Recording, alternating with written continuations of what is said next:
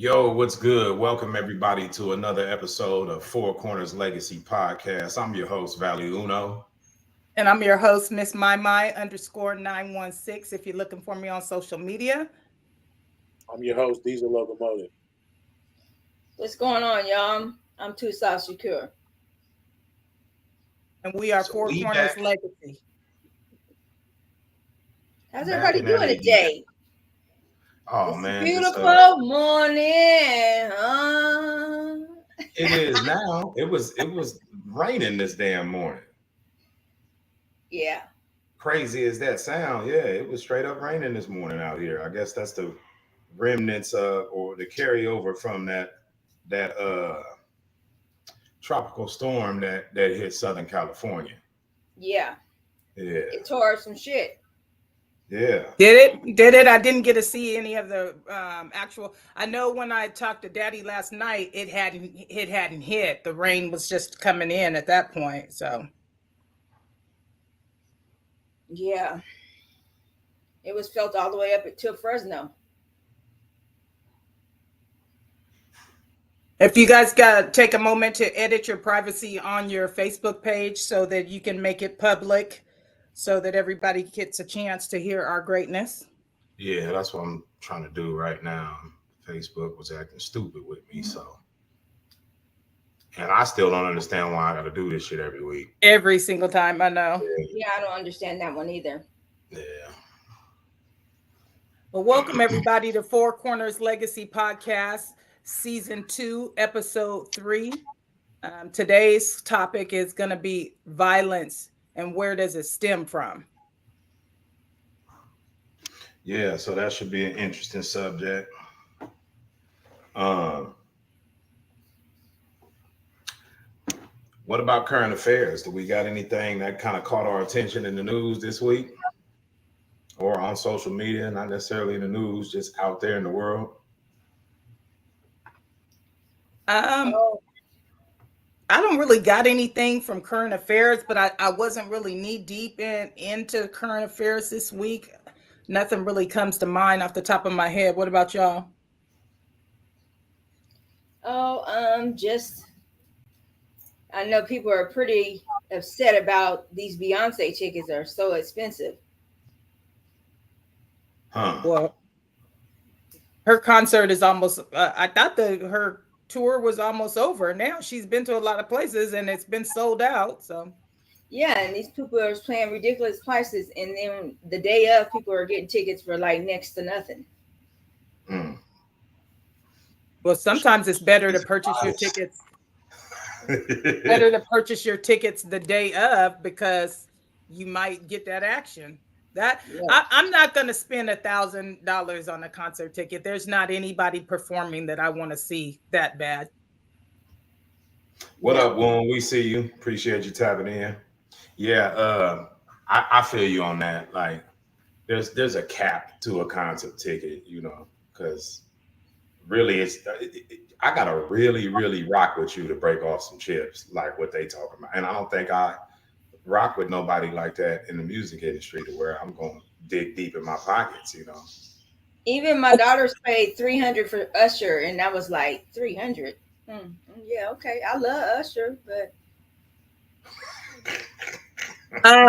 Well, to me, the best concert that I ever went to was the Up in Smoke concert. the best concert I've ever gone to. That was Also, it. I mean, from start to finish, it was the absolute best. So, I mean, and I didn't pay thousand, no, nowhere near. I think we might no, have paid 60, $70, and you got all those artists that perform. So and we were in the fifth row and so, on the side. yeah. So I don't really see anybody, especially that's out now, that I would pay that much for. But she has a huge following. Yeah, I think people are paying for the experience of her, because it's like we gonna charge all this money so I can make sure I have all these gizmos and gadgets included in my show, so you can see me standing up on this rock of Gibraltar with the wind blowing through my weave, like and fog machines blowing. I don't know, like. Well, and part of it now, I think, even though a lot of people are paying to go see Blue Ivy, they want to go see Blue. You know, they want to Mm. see her gigging next to her mom. That's a big deal, you know. But Yeah, even that, I seen a meme where it was some drag. I guess they were looked like drag to me, and it was Beyonce and her daughter performing on stage, but it wasn't really them. And Mm. I'm like, people just are crazy. Yeah, that's wild. I think she's too young to be up there. How old is she? no, I don't think so. Because maybe she's about 10 or so. I'm not sure. She's like 11. Yeah. He said Nipsey Hussle got away with selling $100 mixtape, but she's pushing it. Yeah. No doubt. No doubt. No, what's so funny about that $100 mixtape is that I listened to Victory Lap. I knew some of his songs. You know, I love Nipsey, but it was his quotes and his videos and different things, and the love that Kai had for him. I just got into the music that way. I did not realize that he had such a large, what do you call it? Following.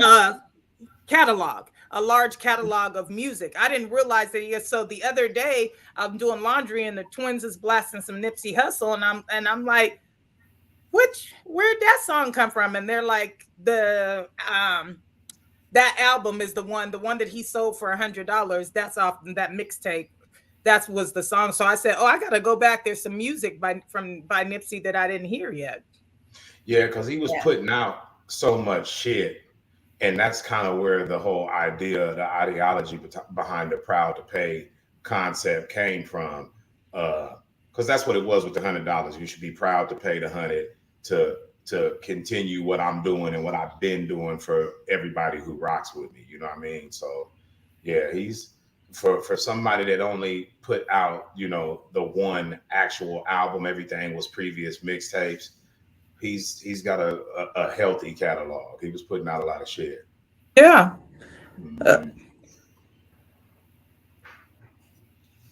Yeah.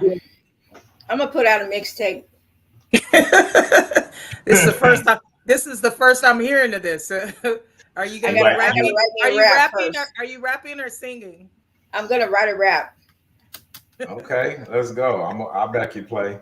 I had already said this a long time ago. Those dreams are over for me. Those dreams. One of you guys can write it, and I'll just rap it. Okay, I got you. I gotta get my ghostwriter creds though. Okay. Well, I mean, and a lot of the female artists that are out there, people write their music, so it's highly possible. A lot of it goes off of what a person looks like. You look good, so shit. If you can make it happen, sis, what is you waiting for? Okay. Well, I gotta be able to drop it like it's hot, and have something tight on it. No, you don't, because that's what's gonna hurt you. You know. Well, there's already enough people doing out her ACL trying to drop it like it's hot. You know. I said they're gonna have to cancel your show because you blew out your ACL trying to drop it like it's hot. Hey, I could drop it like it's hot, but can I stand back up? This motherfucker crazy. Hold on. Hey, supersonic. Oh shit. He talking about that one where they went to yeah, that was it. Oh shit. I see he was in NYC. What did he like about New York? Yeah. It wasn't all that to me. Did you get to stop, Woon, or did you kind of just have to push through there? Because I know when I was driving over the road, a lot of times that's all it would be, just pushing through someplace, you know. Did you get to stop and hang out a little something? That he just drove through. Oh, he just drove through. Okay, so yeah, that's the suck ass part right there. You'd be wanting to pull over and be like, shit, let me go gallivant for a little while. Because yeah, even if you have to turn your truck off, you can't drive your truck. So in order to get around, you have to catch Ubers and stuff like that, right? he said he pulled over and made his co-driver drive. Yeah, you know, you'd have to catch an Uber to get somewhere, but when you in a city that's lit, shit, you looking forward to it. That truck stop shower never felt so good. You like, yeah, I'm finna get out. And the Uber in New York is crazy. Yeah. The price, The oh my God, the prices of it. Yes, you want to get on the subway. No, I don't want to get on the subway. That's you know what I thought it was gonna be worse than it was, and it was cool. It was air conditioned, it was clean. I was cool, but I was in it was Upper clean. Manhattan. It was clean. It was clean. Yes, I was in Manhattan, Upper Manhattan. So you know, I didn't go into New York. This is basically where we stayed, right by Times Square. And I think that just the visuals of seeing all the high rises. I'm a big skyline person, so I think just being able to see the skyline and absorb some Times Square and seeing stuff like that would be dope to me. Yeah, I'm in it for that too. Yeah, I'm in it for that. I remember the first time rolling through Charlotte, which I think has a half-ass decent skyline. Charlotte they do have a skyline, and it's lit up. I mean, Atlanta's skyline is just Atlanta's pretty good too. Atlanta's got a dope skyline. And to see it at nighttime is when you really get the effect. Oh, the nighttime, because the way they have it's not LED lights, but the way they have the lights on the buildings and stuff, that's what looks good.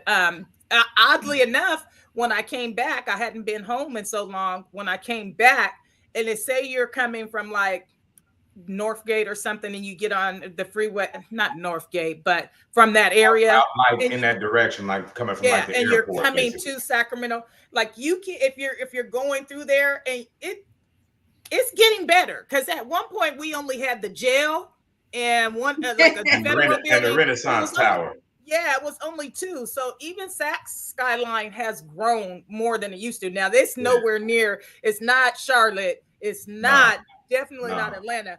But the way that they're trying to make it now is like it's moving into that direction. They're working on it, and it makes a difference. I was coming from El Dorado Hills yesterday. I had to load out there, and on the way back, coming down the hill, you could just see Sacramento off in the distance, and it looks different now than it did previously coming from that same direction. It's not a whole investment, and it damn sure can't hold a candle to them cities we was just talking about, but it looks better, you know. It does. It does. Sacramento's growing. It's growing. It oddly enough, Sacramento is being recognized by some of the restaurants, the up and coming restaurants.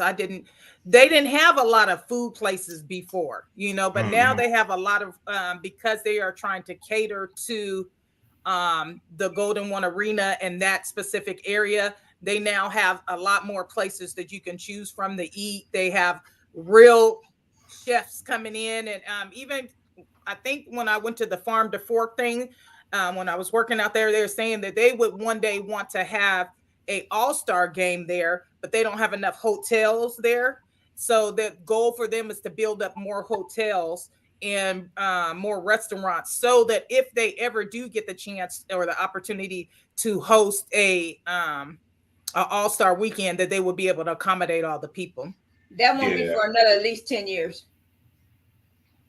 I don't know. There's a shitload of construction going on out here, man. I don't know. Like, we was downtown pouring at some building that they putting up yesterday. I mean, there's a lot of shit construction wise that's going on in Sacramento. So there's a lot of construction, but there's no entertainment either after dinner. Where is there for them to go? Awesome.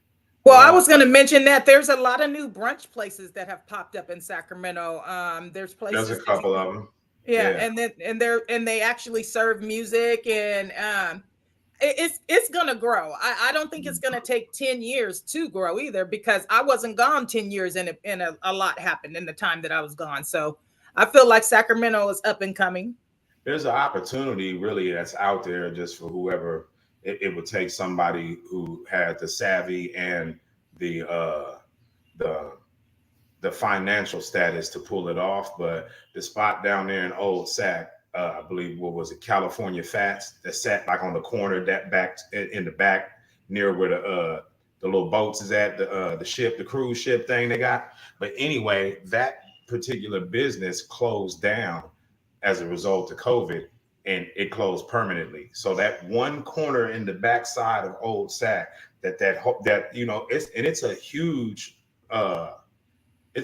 place. Like that could be somebody jump on that. That could be an addition to the entertainment as well as the food that you was talking about, and it's in close proximity to the arena. Right. Yeah.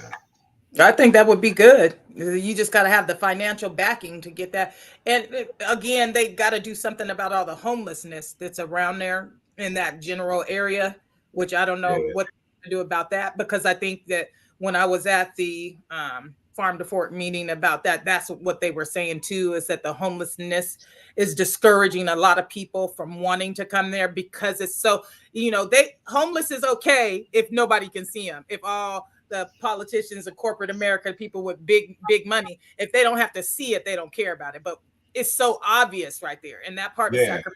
It's so you can't not see it. It's right there in front of you. Well, because it's calling them out. When they see it, it calls them out.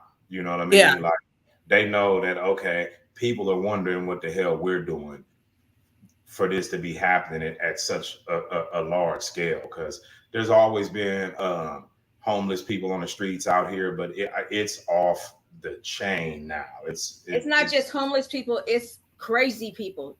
That too, yeah. Because some of them is like people. Homeless because they cuckoo. Yeah.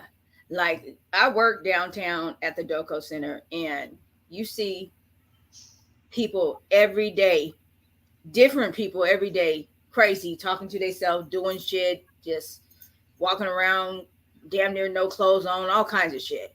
Mm-hmm. Crazy. But they just opened a little tiny house area out there off of Power Inn and Florham Road. I want to see how that works. Yeah. Did they? Yeah, right there on the corner. Yeah, like where that church used to be, so, across from Rite Aid. Yeah. Exactly. No, yeah. on the other side. There. No. What are you talking about? Be a church there way back in the day in that It field. must have been a long Yeah. time ago. Yeah, it's not there no more. Corner from the fast strip. So yeah, diagonal from it. Yeah, exactly. Yeah. Where the Christmas tree parking with Christmas exactly. tree. Yeah. Okay. Mm-hmm. Wow, Yeah. they put them right there. Yeah. And when she say tiny house, that shit's like a double wide outhouse. Wow, that's crazy. I mean, but for what its purpose is, I guess that's good versus being on the streets. That is crazy. I can't believe that. Yeah, they have some single occupancy and double occupancy. They got one out at Miller Park too. Yeah, when I was there tents. last, I was about to say that was just tents out there when I seen it last. That's crazy. Yeah, it's off the chain. Yeah, it is. But, I wanted to tap on one thing when you were saying about current affairs, and this isn't really a current affair, but the whole Lizzo situation. Did you guys hear anything about that? I'm not up on it. What happened?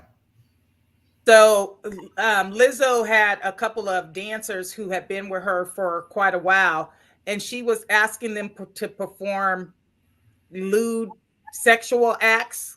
And so, and then she went off and cut somebody out and fired them. And so now they've hired an attorney that she was actually also fat shaming some of the people too. Believe it, if you can imagine that, her dancers and stuff. And so that was a big old deal that she's got a lawsuit that's pending. now, see, I like Lizzo. Now, why she want to go did and get hear all about Hollywood? And I just was like, I done went to war for you, Lizzo. How dare you? But I think that's a prime example of why it's not okay to feed people falsehoods and fantasies about their own self. Because she's like, well, I'm famous fat, so I can talk about you for being fat because you ain't famous. That's crazy. That's crazy. I'm fat and famous, so I'm fat and beautiful and all this whole other shit, you know. Yeah, the hypocrisy. The And, hypocrisy. and that's the reason why I was pushing such a hard line to just be like, can we keep it real with Lizzo and whoever? I mean, everybody ain't gonna be fine. You ain't gotta be ugly, Tiny but is ugly as fuck, and her head is hella big. that's what I'm saying. I'm gonna even be nice. You ain't even gotta be ugly, but we can say that you are unfine. Okay. Well, and that was I mean, it wasn't even that. It was also like the lewd sexual act, something about a banana. I don't know all the deets, but yeah, it's yeah. And that's the same thing I said. I was like, really, girl? None of it surprised me, and I think that's the reason why I just kept pushing when I seen it, because I know what that sort of mental poisoning can do to somebody. It can boost their ego to a point that it should never Yeah, be but at. your ego is so boosted that people are fat shaming you all the time, and then you're gonna go turn around to your dancers and say, "You've gained too much fucking weight." What? But she didn't care about people fat shaming her. She used that. She knew that it was something that could be used for publicity. Right.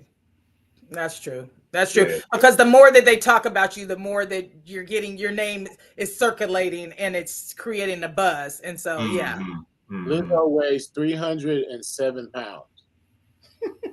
307 miles per hour. I mean, She got NFL lineman status. well, I had already, like I said, when we've had this conversation before, I was like, nothing's wrong with Lizzo. But now that Lizzo's doing all this, I'm like, she ain't had no room to talk. None. Mm-mm. Like, girl, Mm-mm. I know you wasn't calling somebody fat. I know you wasn't. Because as long as she can dance across the stage, what difference did it make if she had gained some weight? Like, no. Yeah, especially coming from. Let me stop. I ain't gonna. Yeah, don't do it, bro. Don't do it. I ain't gonna do it. Yeah, but that was one of the things that I had seen as far as current affairs when that had popped off. I was like, really? That's what you're doing? Okay. Yeah, that's wild. That's wild. Yeah, and if she had did it to the right person, they might have resorted to violence, Which brings us to our topic today. Yeah. Mhm. Yeah, what violence and what does it stem from, or where does it stem from? What really? Okay, it says 308 before her weight loss. Now she weighs 260. But I don't see any weight loss.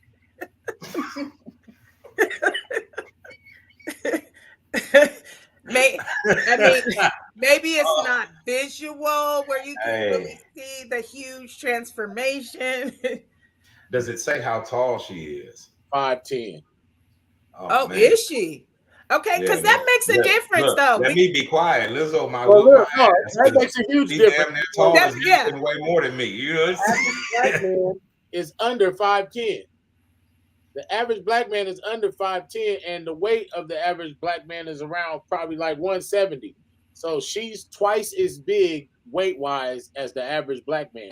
I mean, but what I'm thinking is if she's 5'10", it might, like, if we seen her in person, it might not look bad on her, because I'm thinking that 260, 5'10", it's proportioned differently. So what's the average size of a woman then? I wonder, a black woman. A size 16 is the average size for a woman, believe it or not. The average woman in America. Yeah, is a I'm size about to 16. be over here. That's big as a motherfucker. Damn. I mean, I guess I'm just big than the motherfucker. Because a size 10, size 9, and a 10, like, you got to remember them size 1s and shit like that, and the size 2s and 4s, that's like Julia Roberts and all them, and motherfucking, them white actresses and shit. So you figure they're like triple the size of them. Yeah. I mean, well, so originally, before all the exercise, Khloe Kardashian was a size 16. She was average, but now she's like a size 5. So And to she me, looks she's ridiculous. she's too small now. I don't think that she looks right, but it's not even just this person. I gotta see this. I'd say a 9 or 10. I gotta see what y'all talking about. 9 or 10 should be a normal size. I always thought when I was in the 13, under 200 pounds. right? I don't think women should necessarily be over 200 pounds because women are. It's harder for women to be healthy. Just like me, I'm over 300. I'm not healthy over 300. If I'm under 300, I'm healthy. You get what I'm saying? So I'm just saying that a woman, once they get over 200, that's when health issues kick in. But to me, when I look at I you, wanted to see. I'm sorry. Go ahead. I'll wait. well, no, but when I look at you, Deez, I feel like after a certain point, you shouldn't lose any more weight because it makes you look like you're sick. So I mean, there's been times when you came home and you looked too small. So I think that you're supposed to have weight. I think that some people we're supposed to have weight on our bones. You know what I mean? He's a big boy. Right. But he's also I don't know what y'all talking about. She looks great at that size, in my opinion. No. At the size that she is now? This got to be the size that she is now because she's slim as hell. So I mean, Very much slim. Who is it? Khloe Khloe Kardashian. Kardashian. She I used mean, to be a size 6. I think that's what I'm getting at. I think that we accept a certain level of obesity because we're used to it and be like, oh, well, you look sick. No, actually, I look healthy. That puffy shit that was wrapped all around me before was the sickness. That's true. Not the puffy stuff. Yeah, that was Well, all. I can look at the pictures. Google's good for showing you a picture this day 5 years ago or some shit. Oh gosh. And I was skinny then 5 years ago. I'm not skinny now, and I think I look better now, but I just have a little bit of a stomach. If I could just get rid of my stomach. Stomach is the hardest place to. It's the hardest place to lose. But I agree. Okay. When them Facebook memories pop up, it's usually a memory is supposed to trigger something great inside of you. When them Facebook memories pop up, I'll be like, God damn, what happened? What happened? Because they happen so fast, and that's what you got healthy. Look, if being slim means looking sick, then shit, I'm trying to look sick. God damn it! Oh God, not me. A page from Kevin Samuel's book. Motherfuckers is out here the size of Emmitt Smith. Chicks is out here the size of Emmitt Smith and Barry Sanders and Marion Barber. And, you know what I'm saying? Like, come on, man. And women, we already know. Women are so wrapped up in six packs and muscles. So you can't be hypocritical that way and be so hypercritical to where nigga got to have every chisel out in the book. But then here on the same token, you're like, I get to look this way and still have nigga that got every chisel in the book. Yeah, I don't need chisel. I don't need chisel. I think she looks better that way because she she was uncomfortably built when she was heavier. Some people carry weight differently. I did too. You thought what? She was cuter. She looks healthier for sure. Okay, well, see here, I'm gonna tell you the difference in the opinion is because whether we're interested or not, okay, when a man looks at that woman and says, which looks better, we're subconsciously imagining which version of you is going to look better unclothed. So it ain't no way in hell we picking the old version. Yeah, no, they're not. Well, the old Khloe had her fair share, though. She had, she wasn't hurting to find nobody, but yeah, but still, though, she was hurting to keep them. He was hurting to keep them. But that's neither here nor there. I ain't gonna go in. It's great, I'll put it like that, Damn. So moving on to our topic, I wanted to before we get into it, let me go back to the first one. I'm sorry.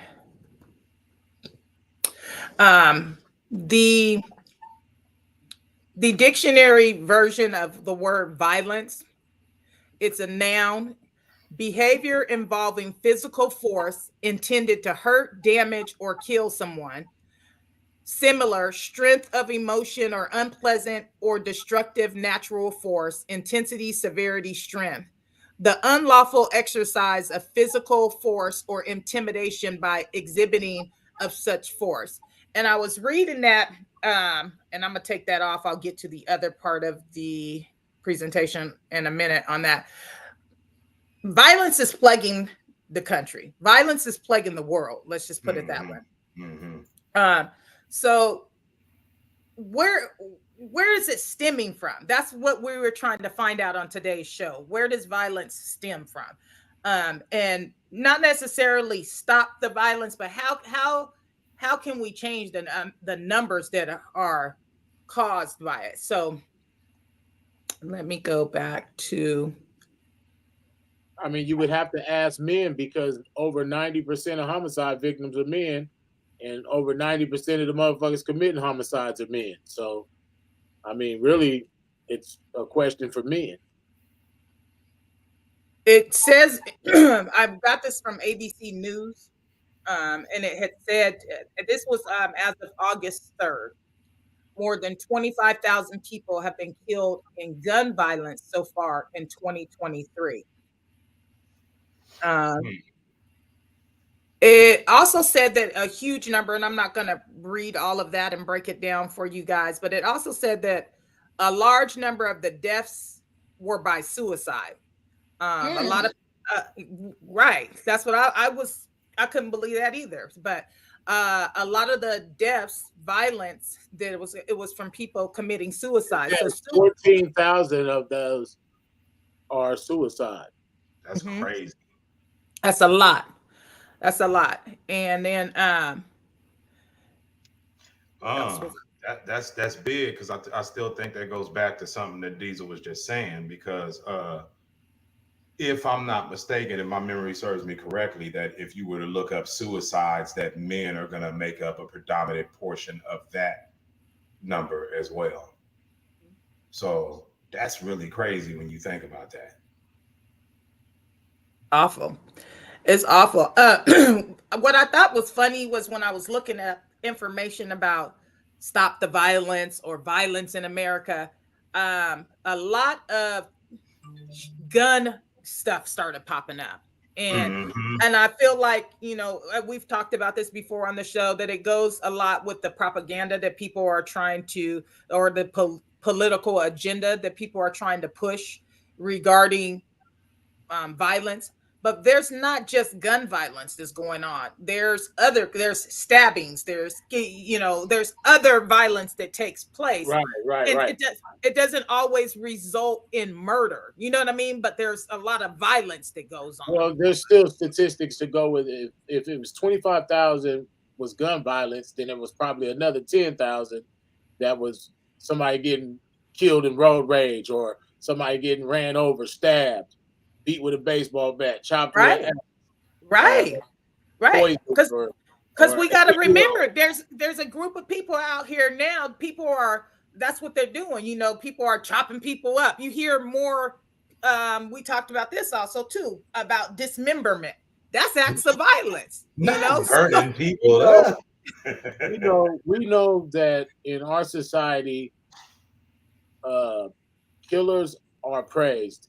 Even though they're infamous, basically, they're famous, but it's a bad famous, but it still is accepted.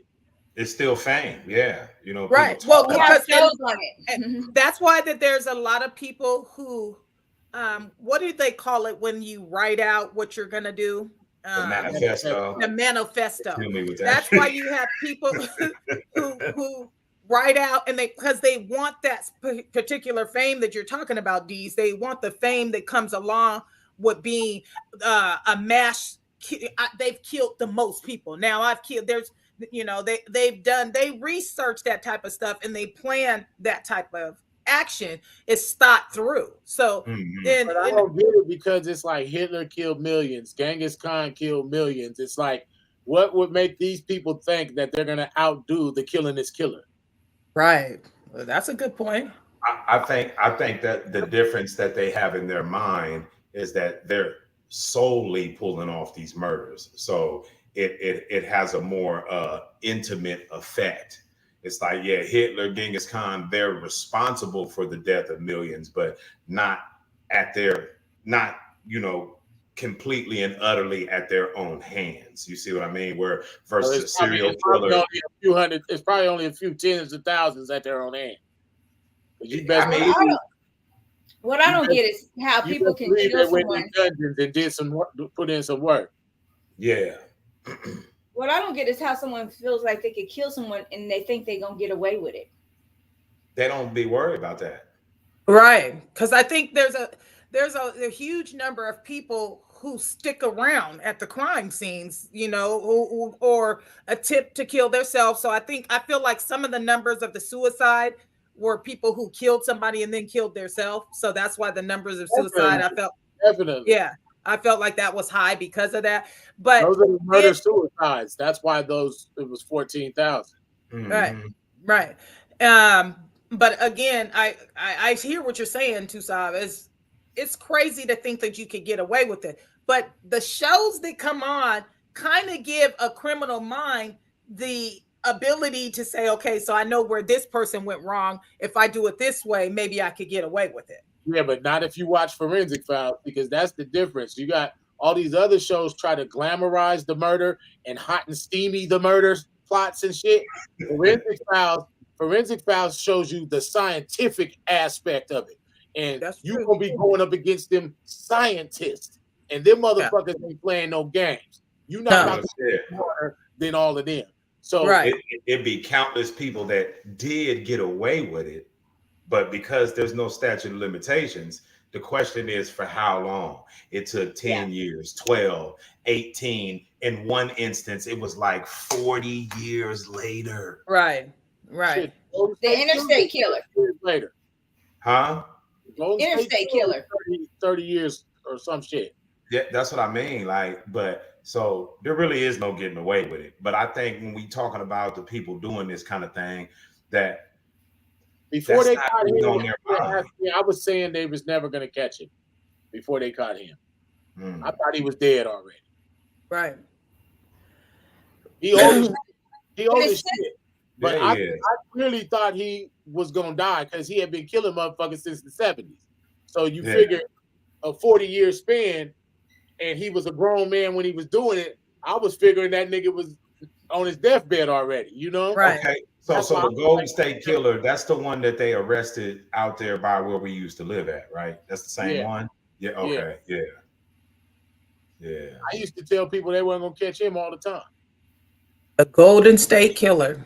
Yeah. And there's 50 states and there's a whole bunch of killers in each state. That's a lot of murder. That it That's is. that's a lot of murder. That's a lot of violence. That's a lot of crime that goes on. And I think for the topic of the show today is violence and where does it stem from? So we know the numbers are we know the numbers are there. We understand that it's happening. How in a society, what is some of the things that we can do to trim it down to stop some of it? Stop making these movies where we glamorize killers, like the new Scream movie, where they were all basically would-be victims, but then here they are killing people and getting joy out of it, because we're basically making violence a joyful thing. Right, we're glamorizing it. Yeah, it's portrayed in a glamorization way on TV. So that takes the seriousness out of the act. You know, like you're supposed to have that effect that we used to see Jason kill motherfuckers and be thinking, damn, that's fucked up. You know, Right. Or poor little motherfucker got killed in taking the shit or whatever. You know, Right. you're supposed to have some sort of empathy for people that get killed by somebody else. So, Well, So- you know, I they just got an the epiphany about something, listening to what you were saying about people killing folks and getting joy out of it in the movie or whatever you were talking about. So I'm thinking like, okay, human beings more specifically, men are built, designed with the propensity to carry out violence. And it's because it's a necessary element for survival. You know, we see violence take place in all aspects of life, whether it's out in the jungle or in the fish tank. Conflict is kicking off. So if we're built with this reflex to be able to kill or harm if the need arises, but we never exercise that as young people. You know what I mean? Like when you learn how to, oh, I learned how to jump off the jungle gym and swing. You know, you find out your own abilities as you go on through life, but that one is never exercised. So the epiphany that I'm having right now is like, maybe this is why people take their kids out to hunt, to let you see what it's like to kill something, so that it's not some burning desire that you've left unchecked your whole life until you go through some shit in your mind and be like, well, fuck it. Today I'm about to see what it feels like, because there's a lot of killers that became serial killers. And when they interview them afterward, what made you do the first killing? I really just wanted to see what it felt like to kill somebody. I mean, no, but also serial killers, they say start with animals first. They kill animals first and then. Yeah, you got to learn the type of, because you got to learn the type of force it takes to kill. Even if you was to kill a cat, it's going to take some sort of an effort. It's not going to necessarily be simple. Right. The cat is, it's an animal's natural instinct to fight against dying. Mm-hmm. So everything. But I think the violence is to not die. The violence is stemmed because there's no empathy, there's no love in the world. There's no, people don't care anymore. It's all self. It's all about self and making money and just all about self. You know, these senseless killings that these youngsters are doing is because they don't care about nobody but themselves. Yeah. Like I said earlier, I pray that they're able to kill all their ops. I pray that everybody with an ops die, and then we'll see how many niggas is left after that. It would be everybody's got an op, everybody's got a hater, so that would narrow us down to nothing at that point. But well, that's the point. That's the point I'm making. How realistic is that? Mm-hmm. Right. So the thing is, I think that it's from the way people handle confrontation or challenges have a lot to do with it too. We see a rise in workplace murders. And that's because work is so intense. People go to work and it's not intense for everybody, but there's a lot of people who wake up and they be like, I hate it. I'm going to this stupid job. I can't stand the way my boss act, so people are angry on their way to work, right? So say you're a licensed gun holder, okay, and you're on your way to work, and this is not funny, but it's funny, and you have a gun to protect yourself, and you get to work, right? And now your boss then came unhinged and said some real talk to you like you were a newborn slave, and you just had it. And so people are getting mad and going to their car, going home and getting their guns and coming back and shooting up their places of employment. Before, it used to be called going postal, because the post office was a high intense place of work where people would then go and kill, they had a lot of workplace shootings. So that would be called going postal. But now it is expanded to all different types. And it's because people are under a huge amount of pressure, and pressure busts pipes. I don't think that everybody who kills woke up and was like the serial killer did. He woke up with murder on his mind. But what about the average person who ends up a killer but didn't mean to become a killer? Because I think that violence, and even no, it's like, oops, look what I did. I just killed 21. I don't. No, he didn't do that. But I'm saying, like, for the person who goes to work and they pop their boss, it's like he didn't wake up and choose violence, but that boss might have provoked something in them to want to do some harm to them. And so I don't think that all the violence that occurs in the world, I don't think that it's people who are just brewing, looking for it. I think that between financial despair, home life problems, work problems, I think that people, all those things combined, cause people to snap. That's why they have the episode Snap.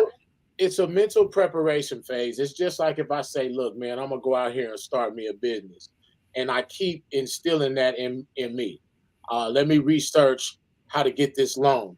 Let me research how to find financial backing and investment capital. Let me write this business plan down and all that. Murder is the same way.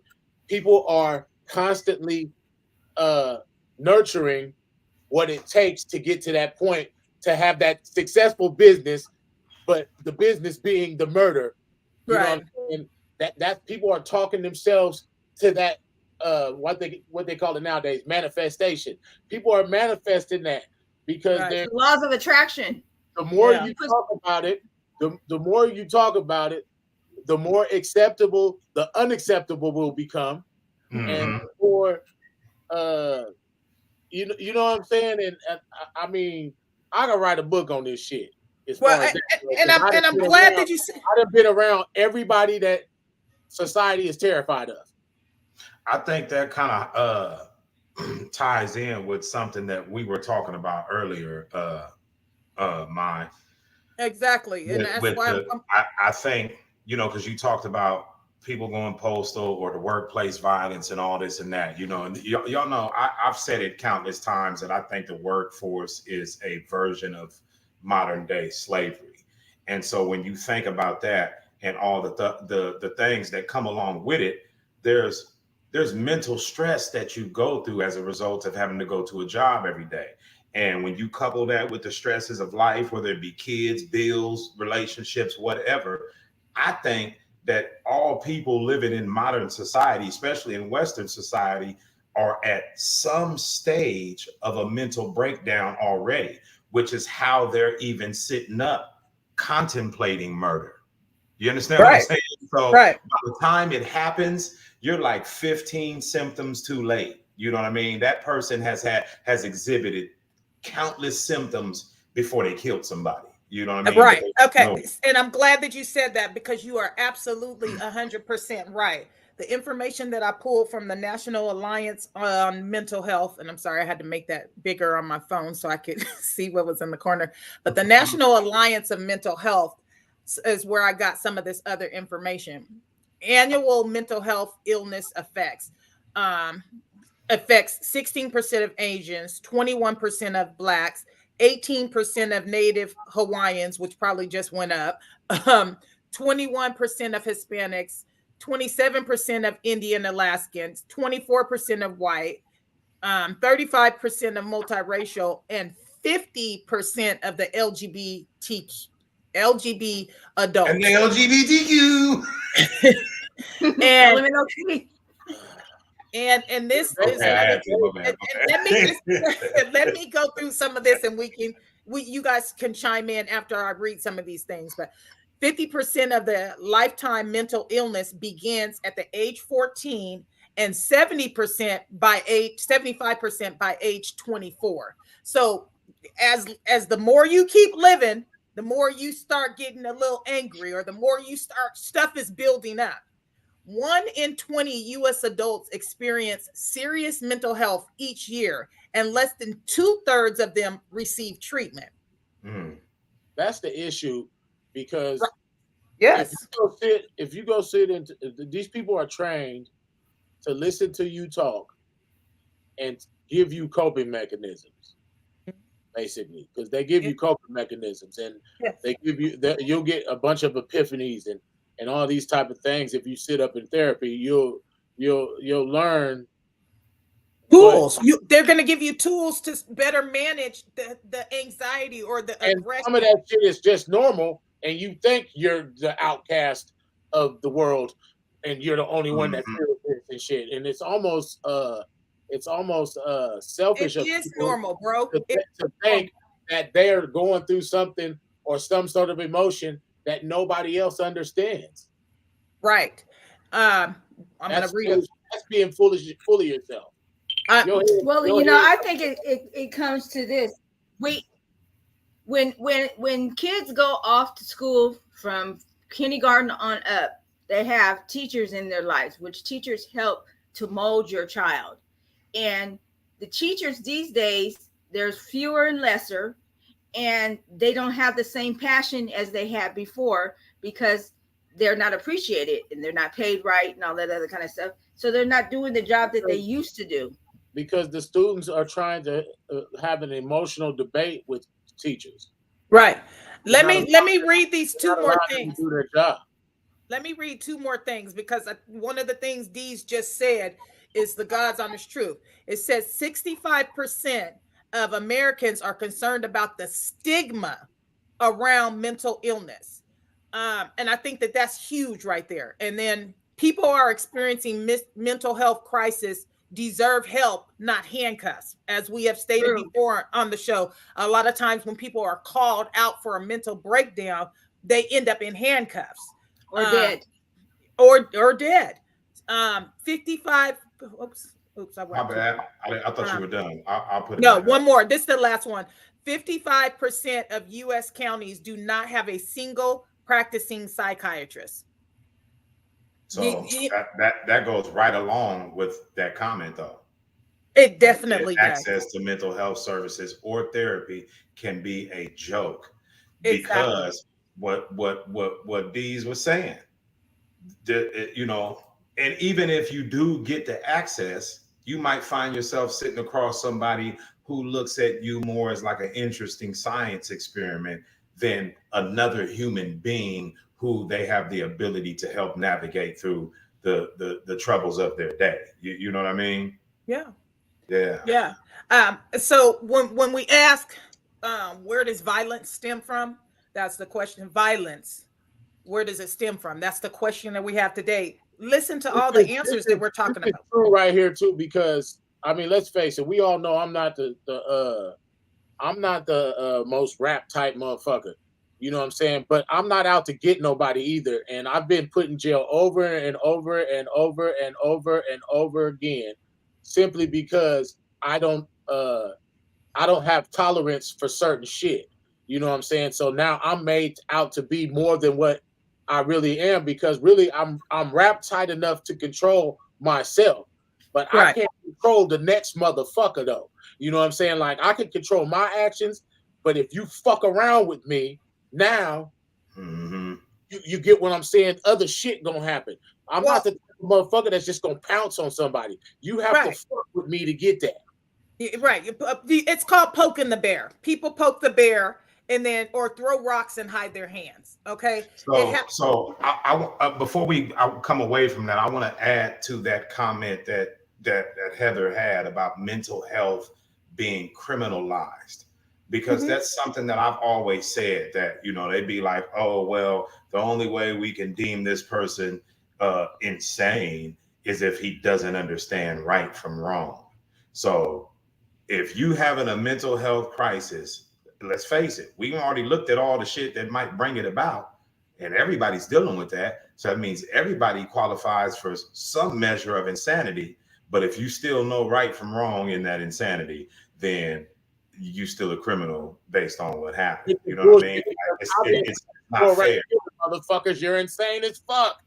This is what I said. Like, because to say that it has to be that if you know right from wrong, Jeffrey Dahmer, then you're sane.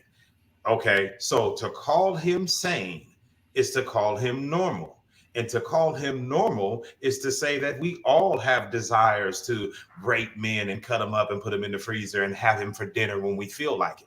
That's they're going off of the. They're basically saying he's normal. They're basically saying he's normal. Well, okay. So what is the thing is? What's normal is the fact that everyone gets a switch and that goes off in the back of their neck where it changes you from nice to evil. Everybody has a good and a bad side. Everybody has dark thoughts. Everybody, it's just acting on them. So not everybody has the ability to control those thoughts. Not It's everybody. And like this. see, It's like you know, this. it has a lot to do. You see the with, baby, and the bird takes the baby's food, and then the baby grabs the bird and twists its neck and take the food back from the. You ever seen that? So our society is basically saying that this baby understands complex emotions and you get what I'm saying. This baby has this isn't instinct at all. This is Right. some sort of complex layout that makes this happen. Mm-hmm. Go ahead and speak, sis. Now you guys already know I got offset dementia, so if I don't get it out, I don't get it out when I was trying to say it. It's gone. Okay, so I'll try to remember. Okay. No, but the reason that, because when I was thinking about the show and I was thinking about all the violence. I have something to say though.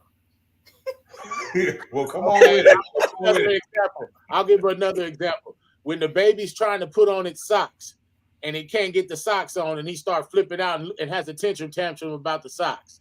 You know what I'm saying? So are we going to say the baby's just all bad, or because these are things that are naturally part of human nature. Right. I remember what I was going to say now. Okay. It was because everyone's chemical makeup is different, first of all. And so we can't be categorized, well, this person is going to act like this because of this, because everybody is different. And we're not knowing if what is being put into someone's body is making them mental or changing their brain waves or whatever. We don't, because they're going by science from the 70s or the 80s.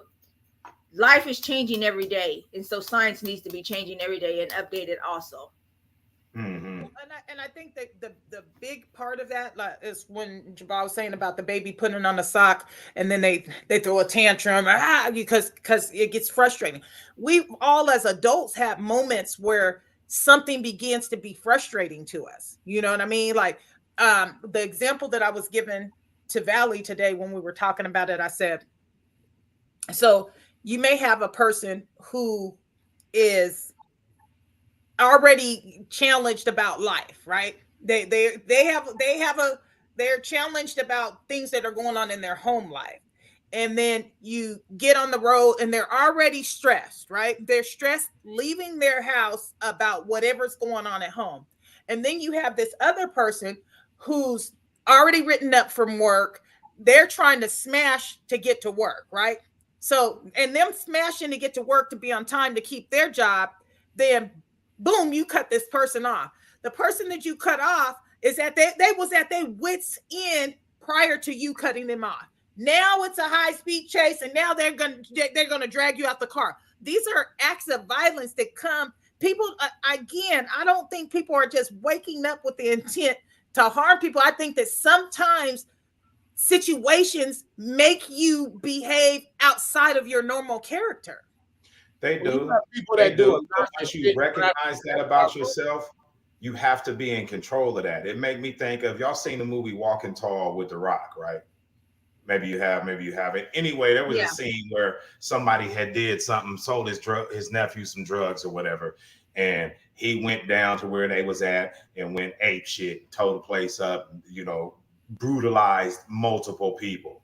And after it was over and he left out of there, they had it to where like it sounded like his ears were stopped, like he couldn't really hear nothing, and the police drawing down on him. That's when that fog of war is starting to dissipate. You will find yourself in them kind of incidents if you don't figure out how to control that natural, because it is a natural instinct. I mean, I don't think people behaving like that is something that they cooked up on their own. It's something that naturally exists within us.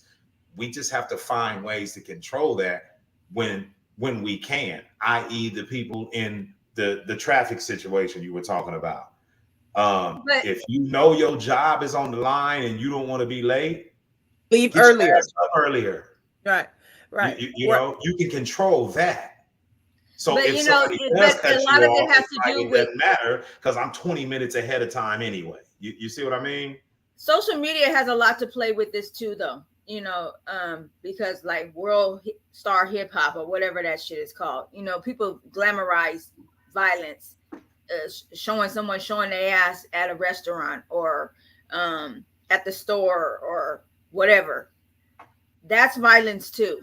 And It is. It's being glamorized, and people are hitting it over and over and over again, watching the shit.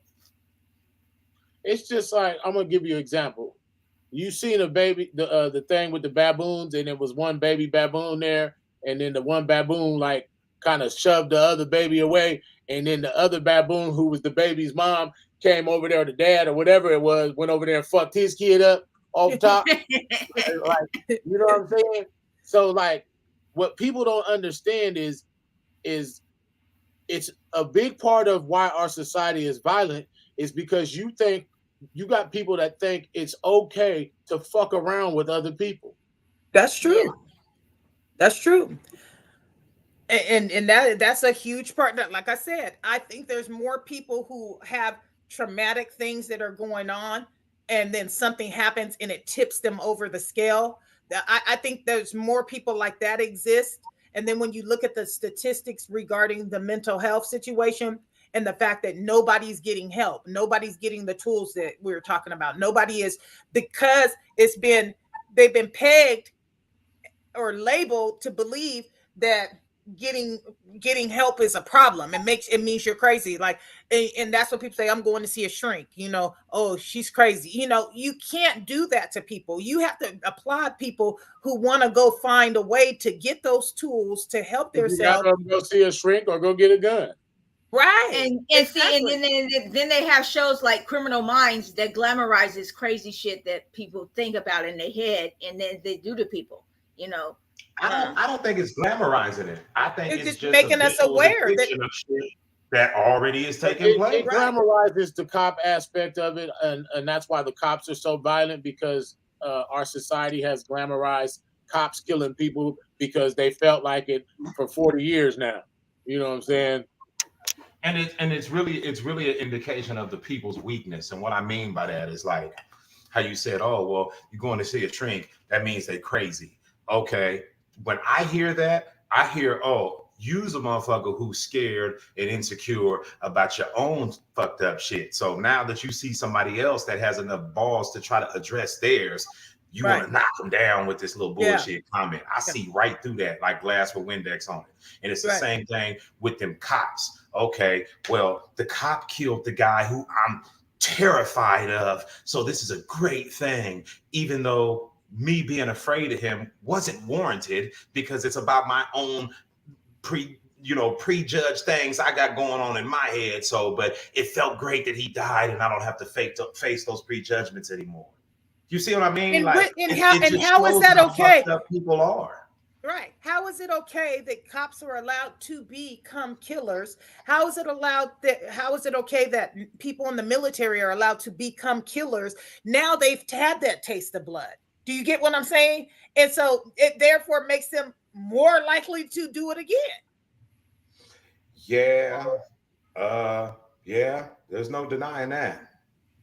There's a lot of people who went to Desert Storm or went to other places, Iraq and different places that they were sent to on behalf of something that 9 times out of 10 didn't have to do with nothing to do with the United States, but they poked their nose in someone's business. So they send a group of people over there to go fight these wars. During the war, they may be forced to kill a kid. They may be forced to kill an adult. They may be forced to watch someone being killed. They may not have killed anyone, but they may have witnessed abundance of murder. Now they come back to the States. They go home and their kid sets off a firecracker in the house. Now he beats the shit out of little Johnny because that firecracker then triggered something in him that he's seen when he was over at the war. And I just think it all boils down to people need to be able to get the help that they need for some of the traumatic life experiences that they go through. And I agree with you on that. To understand when they look at somebody that they may not be what you think they are. Mm-hmm. Right. Mm-hmm. Mm-hmm. So if somebody has a serious disposition about themselves and they run around and they look serious, people tell me I need to smile more all the time. You know what I'm saying? Look, my life ain't been a smiley ass situation. You know what I'm saying? And there's a reason I have to be on guard, because somebody's always trying to pick up a phone and dial 911 on me. So okay, with that being said, somebody look at you and say you need to smile more. You need to shut up more because you don't know what people are going through. But people tell me I ain't seen my daughter in a decade. It's hard to smile. People tell me all the time that I should smile too. It's not something, but when I'm at work, I'm always smiling. I'm always laughing. But when you see me, like maybe walking in the store, you too pretty to not have a smile on your face. I hear that all the time. And I'll be thinking to myself, you ain't walked a day in my shoes. So how do you know? But I think that we have to normalize that people aren't normal, that things aren't normal in people's life. That's what should be normalized. So that's another thing where, like how I was saying about being able to control what you can. So me and Deez, we come from the genetic profile of a man who's a sincere individual and always had a sincere look on his face. It's a part of how we're made. People, what's wrong with you? It couldn't be that bad. You need to smile, this, that, and the other. I don't like the way it makes me feel when I hear shit like that. So how can I control that narrative? And I'm gonna throw a fake ass Orbit commercial smile out because that feels so much more settling to me than having to deal with somebody telling me, why do you look so unhappy? I don't even like to have to feel that sort of question. So if I got to give you a fake smile to avoid that and all the emotions that come along with it, that I can control that aspect. Hey, yeah, you give them a fake smile and in your head you wouldn't you say, even know that I'm contemplating knocking your motherfucking teeth out right now. That's easier. Hey, how you doing? That's me. That's me at work. Here go this old fake ass, bitch ass motherfucker. Yeah. What's up, man? How you doing? Okay. Exactly. Right. Well, and so that was I'm not sure if I heard you correctly, but did you say, so if you're smiling all the time, then they go, here comes this fake bitch ass motherfucker? Or you were saying that to the person? No, that's in your head. I'm saying it in my head.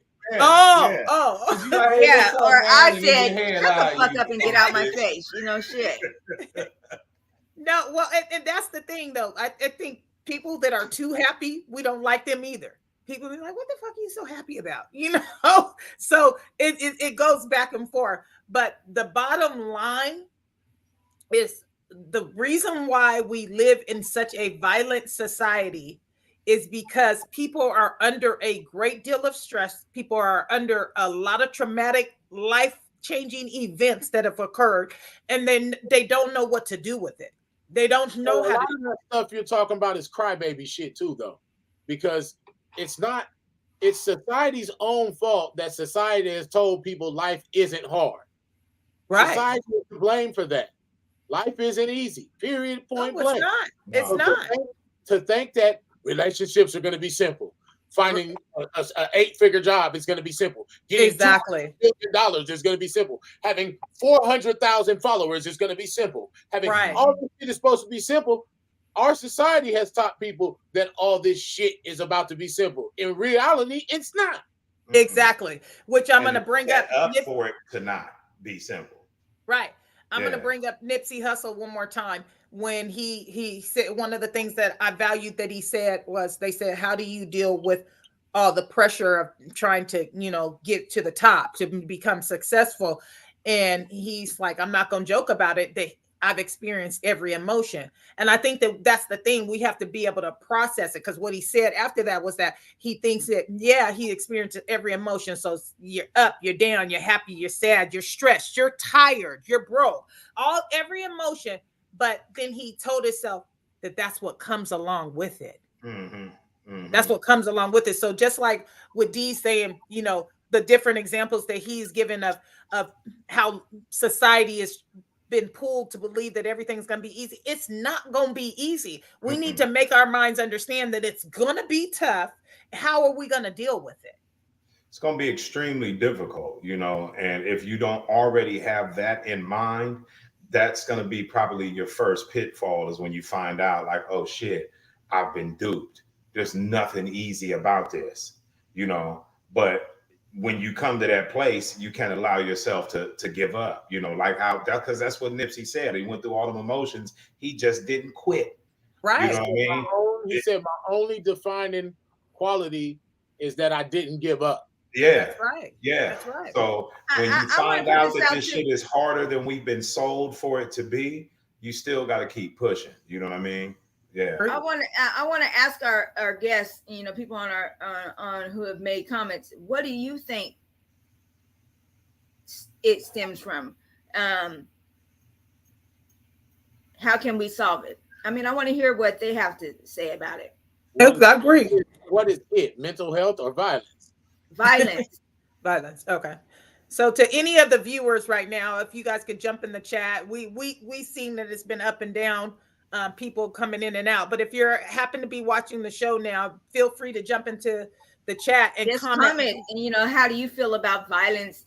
Are you worried about it happening to you? Some people, like, we have family members that think that there's something going to happen to them all the time, but paranoid as shit. But love you still though. And it's okay because it could happen. You know, it could happen, right? Yeah. You have to understand that there's high risk victims and low risk victims. You know what I'm saying? In the world of being criminalized or violence happening to you, there's ways you can increase the risk and there's ways that you can decrease the risk of that happening to you. You know what I'm saying? And that's why I was saying, I'm like Sherlock Holmes, that part in the movie where he was dancing and the lady asked him what he seen and he told her, I see everything. He could see people pouring their drinks. The pinky ring a motherfucker was wearing way across the room. And this is real. You know what I'm saying? You have to be that vigilant in today's society because the mass shooter, when he walks in, he's going to give up some telltale signs, or he might be in the parking lot chain smoking his 10th cigarette before he goes on that mission. You got to be the Terminator on a motherfucking. You can't be somebody that's like, oh, joy, we're out and about. Right. You better pay attention because you're out in the middle of the damn. Be aware of your surroundings. Here's what I see when I go out. Everybody like this. They walk out the store and they pushing their cart like this. This motherfucker's about to kidnap your dumb ass, and you in your phone and you don't even see what Absolutely. That's following you, and you so worried about explaining your day on your phone that you don't realize this motherfucker's been following you for 6 blocks. Absolutely. That's true. Being aware of your surroundings is not to be underrated. But that's why I say paranoia is really just total awareness. Right. Because there was a point in my life where I didn't miss shit. There was things going on that required that, but old habits die hard. I never was like, oh shit, I look paranoid. I didn't give a damn what nobody thought. Nigga, if you get me, it's gonna be because something went horribly wrong. Right. Because I seen it coming. So to go to Heather's comment, she says, lack of mental health treatment early on. An example is not made here in the USA. In other countries, they cut your hand off. Their theft rates are 1% or something like that. And I get the analogy of where she's going with the situation is if we were actually, when people were going to, because as soon as you have a baby, you go back for a 2-week checkup, give them their first immunization. You go back another 2 months for another shot. So as they have you bringing your child to go see a pediatrician and all, I think that they should be pushing more of that mental health awareness. And instead of always trying to give somebody's kid some damn medicine, try to get them to the solutions. You know what I mean? Because I think that was one of the huge problems. I know when I was coming up as a youngin' and people would have issues, they would say, oh, we'll put them on some Ritalin or get, and it's like, that's not solving the problem. That's not how to solve. If somebody has schizophrenia and they're hearing voices, yes, they might need some medication. But for somebody in another, somebody else may have something that they don't need medication, but they need communication. They need communication. Lexapro. One of the side effects of Lexapro is mania. So all they've done is add to the problem. So basically, you be cool, but when you do break, you're going to be otherworldly. You're going to be so outside of your body. You're going to be like, damn, I didn't even realize I could go to this level. You know exactly. So look, something Sav said earlier about everybody having different chemical Makeup. I don't know how you said it, but a different chemical makeup basically.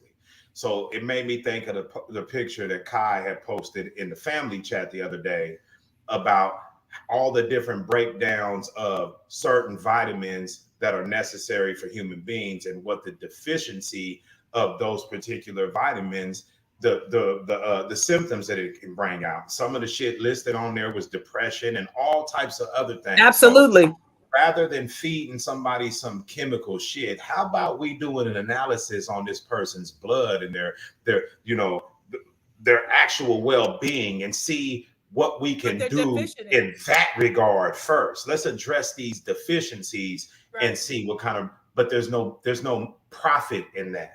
Absolutely. No profit in it That's at all. exactly what I was gonna All say. they want to do is fool somebody up with some pills so that the biggest drug dealers in the world, the pharmaceutical companies, can continue to make money. Right, Mhm. right. Which they started passing out Zoloft and Prozacs and all what's the Percocets and all, and then they said, "Oh my God, we have an opioid pandemic going on now." And it's like, you knew what the hell you were doing. You knew what you were doing on your way to the bank. You knew what you were doing. You were on your way to the bank, bro. You was on your way. You were writing out prescriptions left and It's right. all a part of the What they business failed to plan. realize is they didn't think it was going to hit their communities the way it did. They thought it was going to hit the lower development communities worse. Yeah, I mean, that's kind of obvious too. I don't think they even give a fuck that it hit their community because Me either. they're super quick to subscribe Johnny with a motherfucking goddamn opiate prescription. They're super Absolutely. Exactly. Hey, I think it's all a part of their Let me business call my plan. doctor friend. Let me call my doctor friend. Hey, a nigga could come in there and his arm hanging off.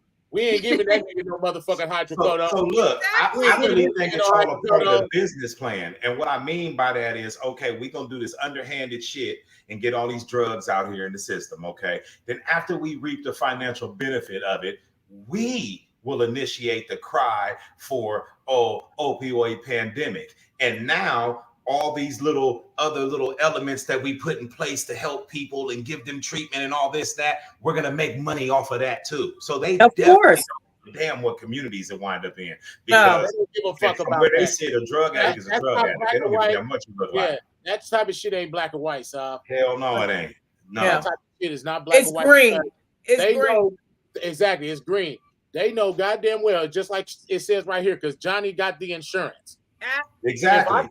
If I go in there, look, it's a known fact. I got $1,500 on my credit from going and getting like work-related injuries, different shit like that. And I went to the hospital and I didn't have the right type of insurance, so they didn't cover the shit. So now they trying to like gouge my credit or whatever behind the hospital visits.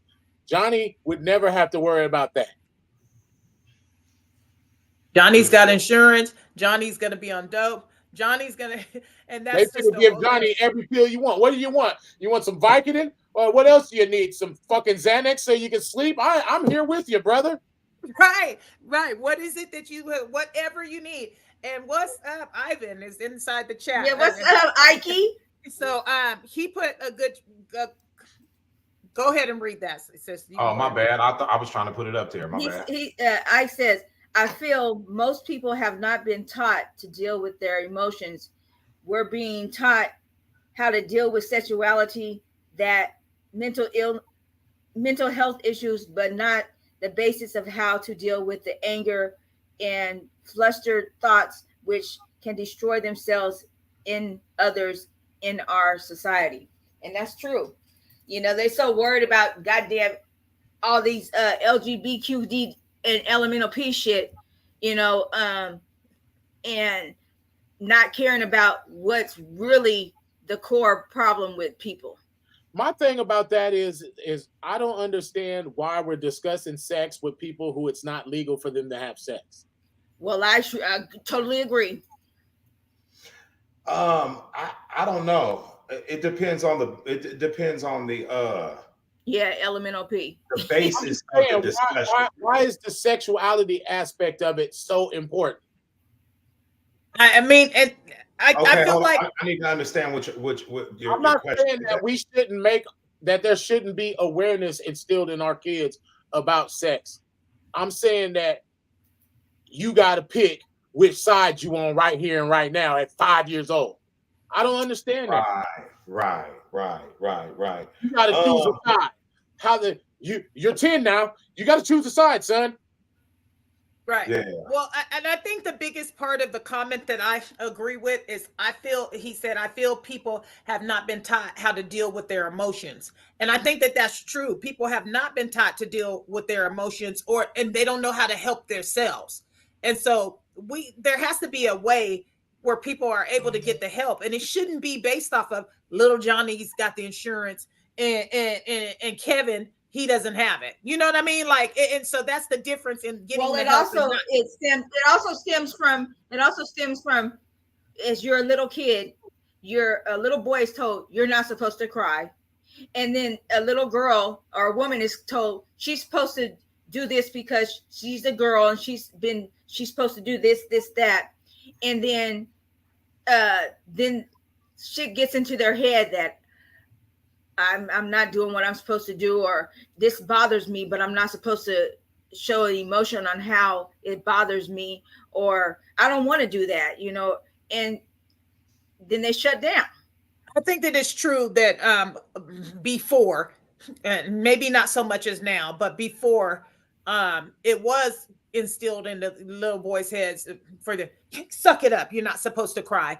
And I think that probably has something to do with the numbers that Diesel was talking about of the men being the main ones who are experiencing all this, the suicidal and stuff, because a lot of them are trained to hide their emotions. They're being mind fucked from day one. So I think we have to be. I would have to say that men's emotions are more important, because it's a proven fact in our society that when we get pissed off, we be ready to kill and die over that. You get what I'm saying? Women, they just want to talk and be heard. Women are more concerned with the I want to be heard part. You know what I'm saying? A man is like, I'm going to blow the part of your brain that I disagree with out the back of your fucking head. Just you know what? Because a lot of women are taking violence, the violence part of it too, and fuck being hurt. They can talk while they saying what they want to say while they're putting violence on somebody. But I do agree with that though, because if you're telling a young boy, don't cry, don't do this, don't do that, you're telling him don't be human. And to me, I think it falls in the same category as the person that says, oh, you're going to see a shrink, you must be fucking crazy. So when that man tells the kid, or even the woman tells the kid, suck it up, don't you cry, to me, that's them deflecting their own emotions. I didn't get to cry. I want to cry about some shit. Right. That you cry. Not realizing that all they're doing is continuing the cycle of the mind fuck, like I said, because you're basically telling that young boy, ignore your human nature, because that's what our emotions are. It's our human nature talking to us or responding to the elements that we're in.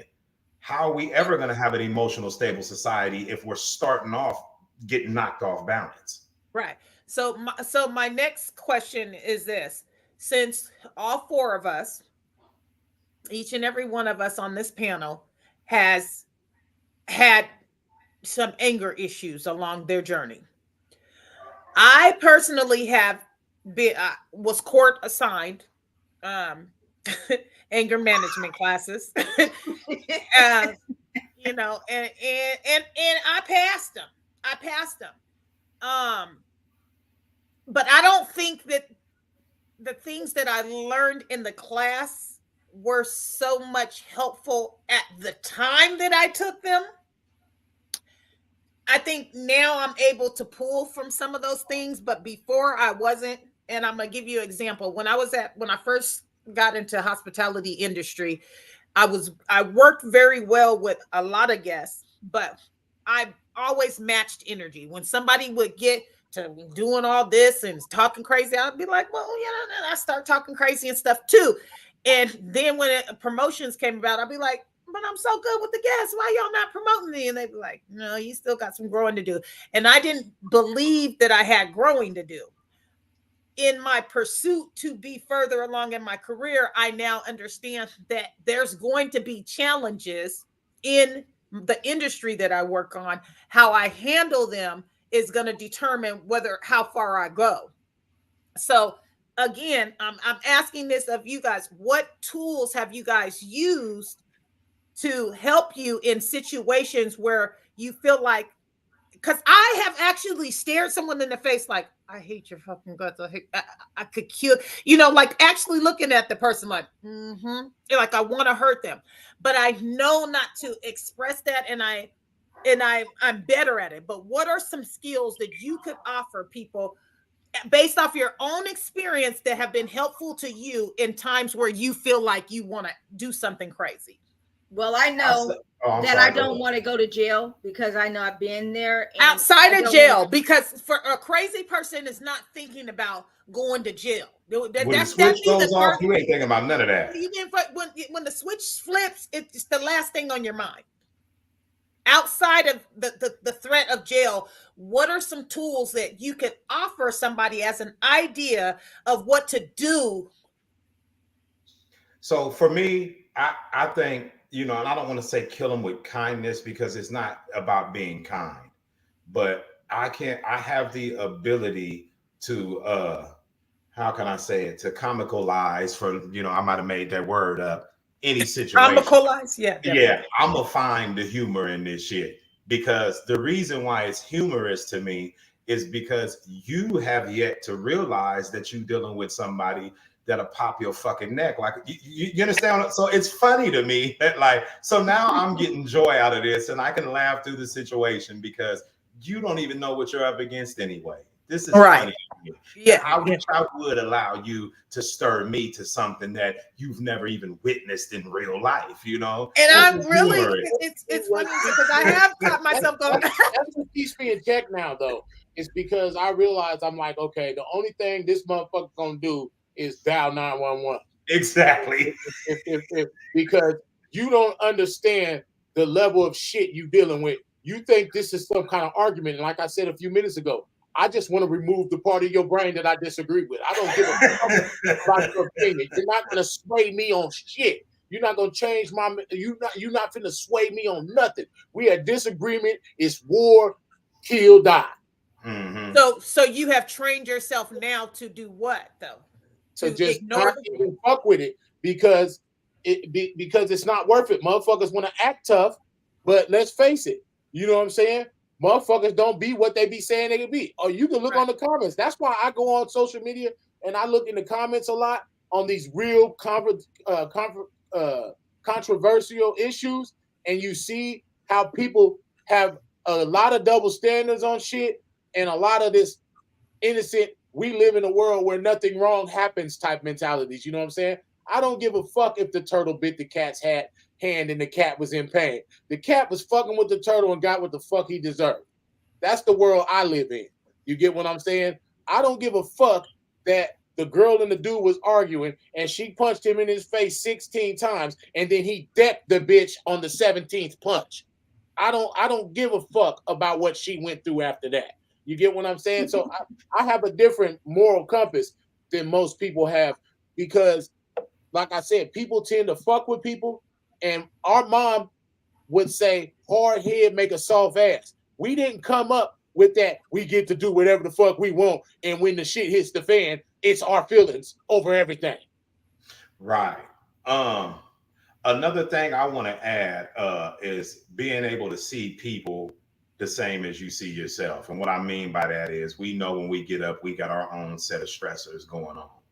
And when you're dealing with somebody who might be teetering on the lines of what you will and won't accept, sometimes just, having the ability to understand their circumstances and what they might be reacting to, just like you have your moments of reacting to shit, that might be what's going on. And do they deserve a pass? Well, if they're not trying to harm me, then, I can give you a pass because, like I said, I already know if it turns into something other than a verbal debate, you're not really ready. So let's go ahead and just keep the peace. Oh, I understand. Like I told you earlier, I was telling my son about, at work, and I laughed the shit off, and I was, singing theme songs from the Grinch and all that, I made But what light about for of the the person? situation. There are people though who aren't able to turn it, to dial it back that easily, you know what I mean? Like, for somebody, it might not be funny to them, because they're at their brink. So I mean, do you practice, anybody on the panel practice meditation? Does anybody on the panel practice something or do anything specific that helps them to start their day off as they prepare to go out into the world? I like to No, talk but I shit. should. I like to talk shit and anticipate it. That way I can get all my anger and all my lip biting and all my Jason Voorhees neck snapping and stabbing motherfuckers with javelins and hitting them in the face with machete. I can get all that done in my head pre-fight, so to speak. So then when I go to work and this motherfucker that I want to break his neck does this little stupid dance that he likes to do, it doesn't bother me by then because I've already snapped your neck this morning in pre-fight. Okay. Without touching them. Okay, that's good. I have to agree with him on that. It's like the conversation, you have the conversation with yourself, so to speak. I don't even, I've dealt with this already. I've seen the whole movie through before even interacting with you. You know what I mean? And okay, so another thing you said about if somebody hasn't got to the point or they feel like they're on the brink. Every time you step out the house, from my perspective, because I think everything is connected, through vibrational energy. Everything is connected. Even the motherfucker who you can't stand, he's a mirror to something within yourself. So, okay, to say that I cannot check myself is, I just don't know how to say that. You know what I mean? I need to figure out how to.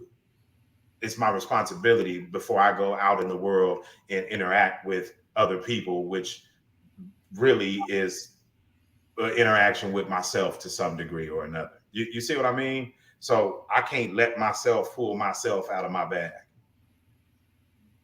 Tusav, do you have any practices that you do to prevent yourself from losing it? Well, I always remember something my oldest daughter told me. She said, "Mom, never let anyone take you out of your character." And I know that I think I'm a pretty good person. I'm a nice person until you fuck with me. I mean, we're all like that. We come from don't fuck with us people. I even when people fuck with me, because people have fucked with me, I still like, okay. And I still let it roll off my shoulders because I know, like Valley said, you can't turn that light switch off once the light switch, it's got to fizz out. And it's set up anyway. People are doing it because they know that they have a fail-safe in place when they're going to grab their phone and dial 911 and play the victim and get you carted off to a prison cell, because that's where people think Black people belong. And I also, it makes me feel good when I know you think you fucking rattled my cage, bitch, but you didn't, motherfucker, because I'm about to rattle your cage because I'm not going to even let you know that you're affecting me, you dumb motherfucker. Mm-hmm. So. Mm-hmm. Right. Well, and I think that's big. One of the things that Valley has said too that I think is big is not just saying this song, Sav. When the next time somebody fucks with you, just say, "I don't know what you've been drinking. don't know what you've been drinking. But if you get out of line, boy, I'll lay your ass down." Just saying that in your head the next time somebody thinks, and it'll make you laugh because you know what you gonna do. If you get out of line, I'm gonna lay your ass out here. Like whatever. If I gotta do a Mike Tyson on you, if I gotta do whatever. So the ultimate goal that I was driving for with that question is to in times when people, it's all good advice. Pre-prep. I'm gonna try that tomorrow morning when I get up. I'm gonna just visualize myself snapping her neck before she starts talking to me. That's what Mama used to do. She used to kill people in her thoughts. No, but You real have to talk. accept Real that as talk. the finality of it. You can't romanticize with it and think, okay, now I can actually do that to this motherfucker. No, I'm not. And this is the thing. And that One of has the to be the joy. You know what I'm saying? It's just like when you're at the club and you or even at home and you've drank and you be like, if I drink one more drink, I'm it's not gonna be good. It's not gonna end well. I'm gonna be fucked up. You have to have that same type of thought process when you feel the pressure mounting up. You may need to distance yourself from whatever situation it is. Go take a few moments. Go take a few moments because it's in that instinct, in that instant that you feel like this is too much. I'm gonna go for it. 10, 9, 8, 7, 6, 5, 4, 3, 2, 1. Sometimes counting is help, but I say remove yourself from whatever situation that is driving you to this point.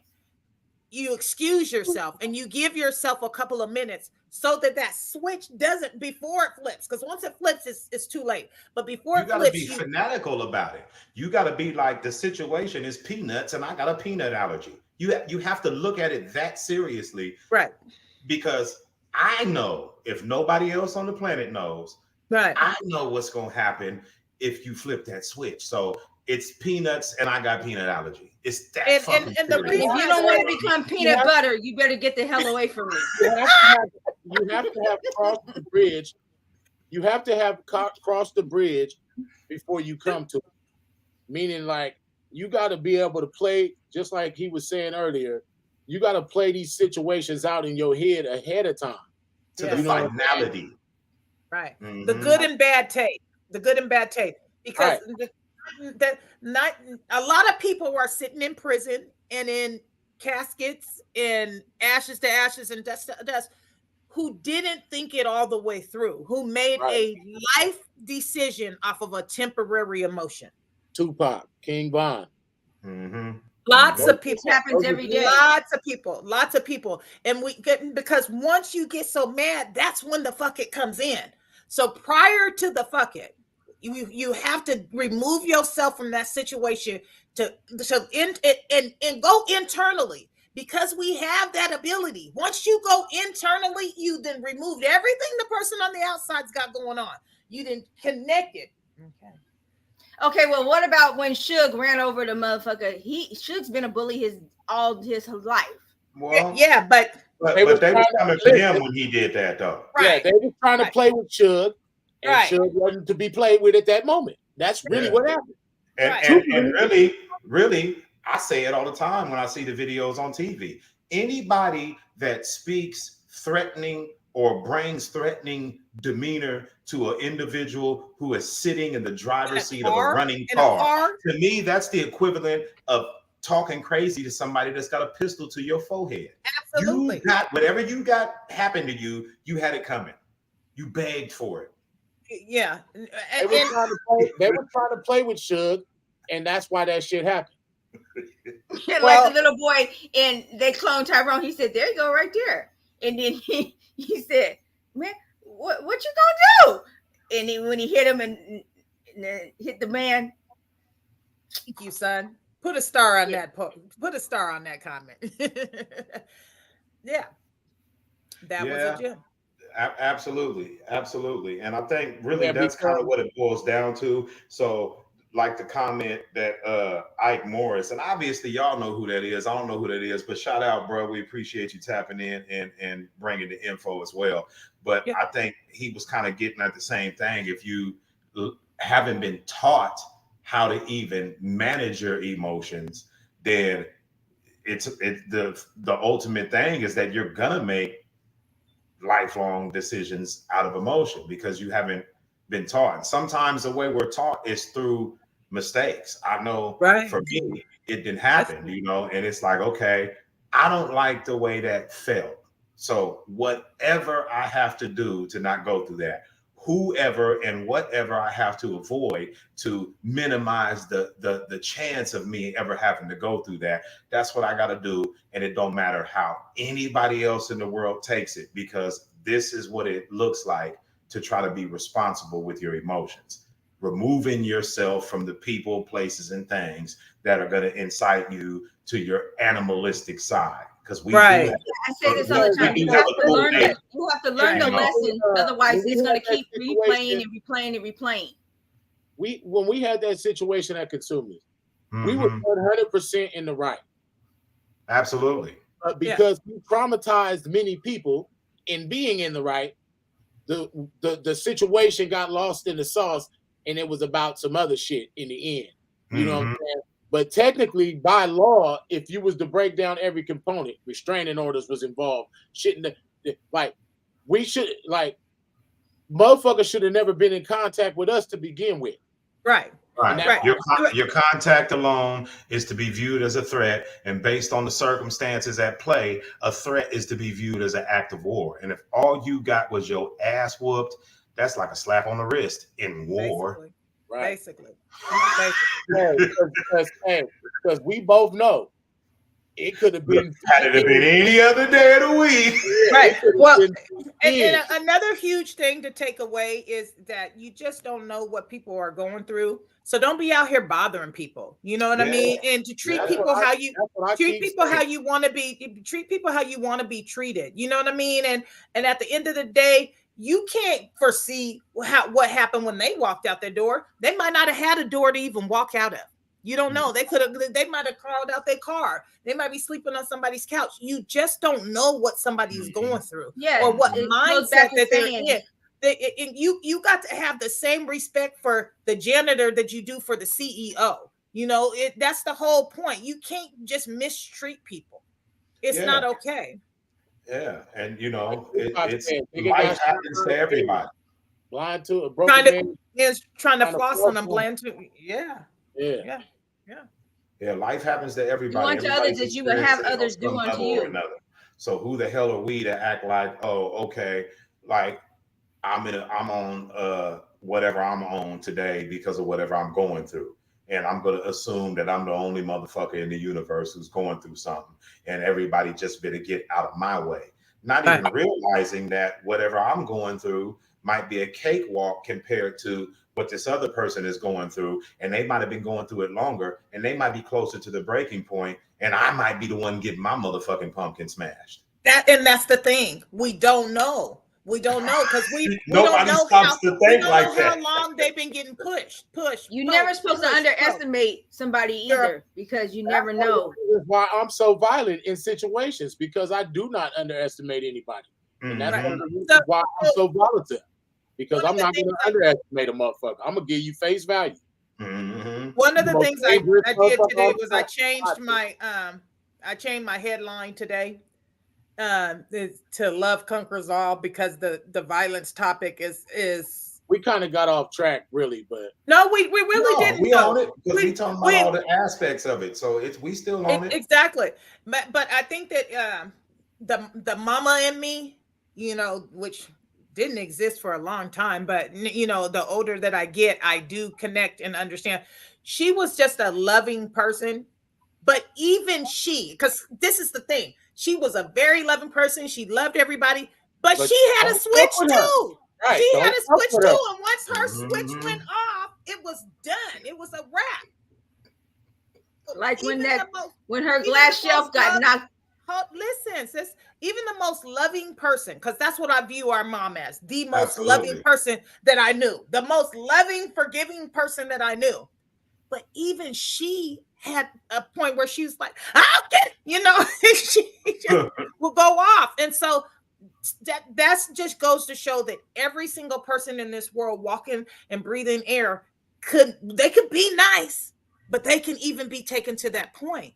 So we got to be mindful of that when we're moving along in society and we're our comings and our goings. We got to think that I don't know that person's background. I don't know that person's breaking point. I don't know their triggers. I don't know if they at the end of their rope.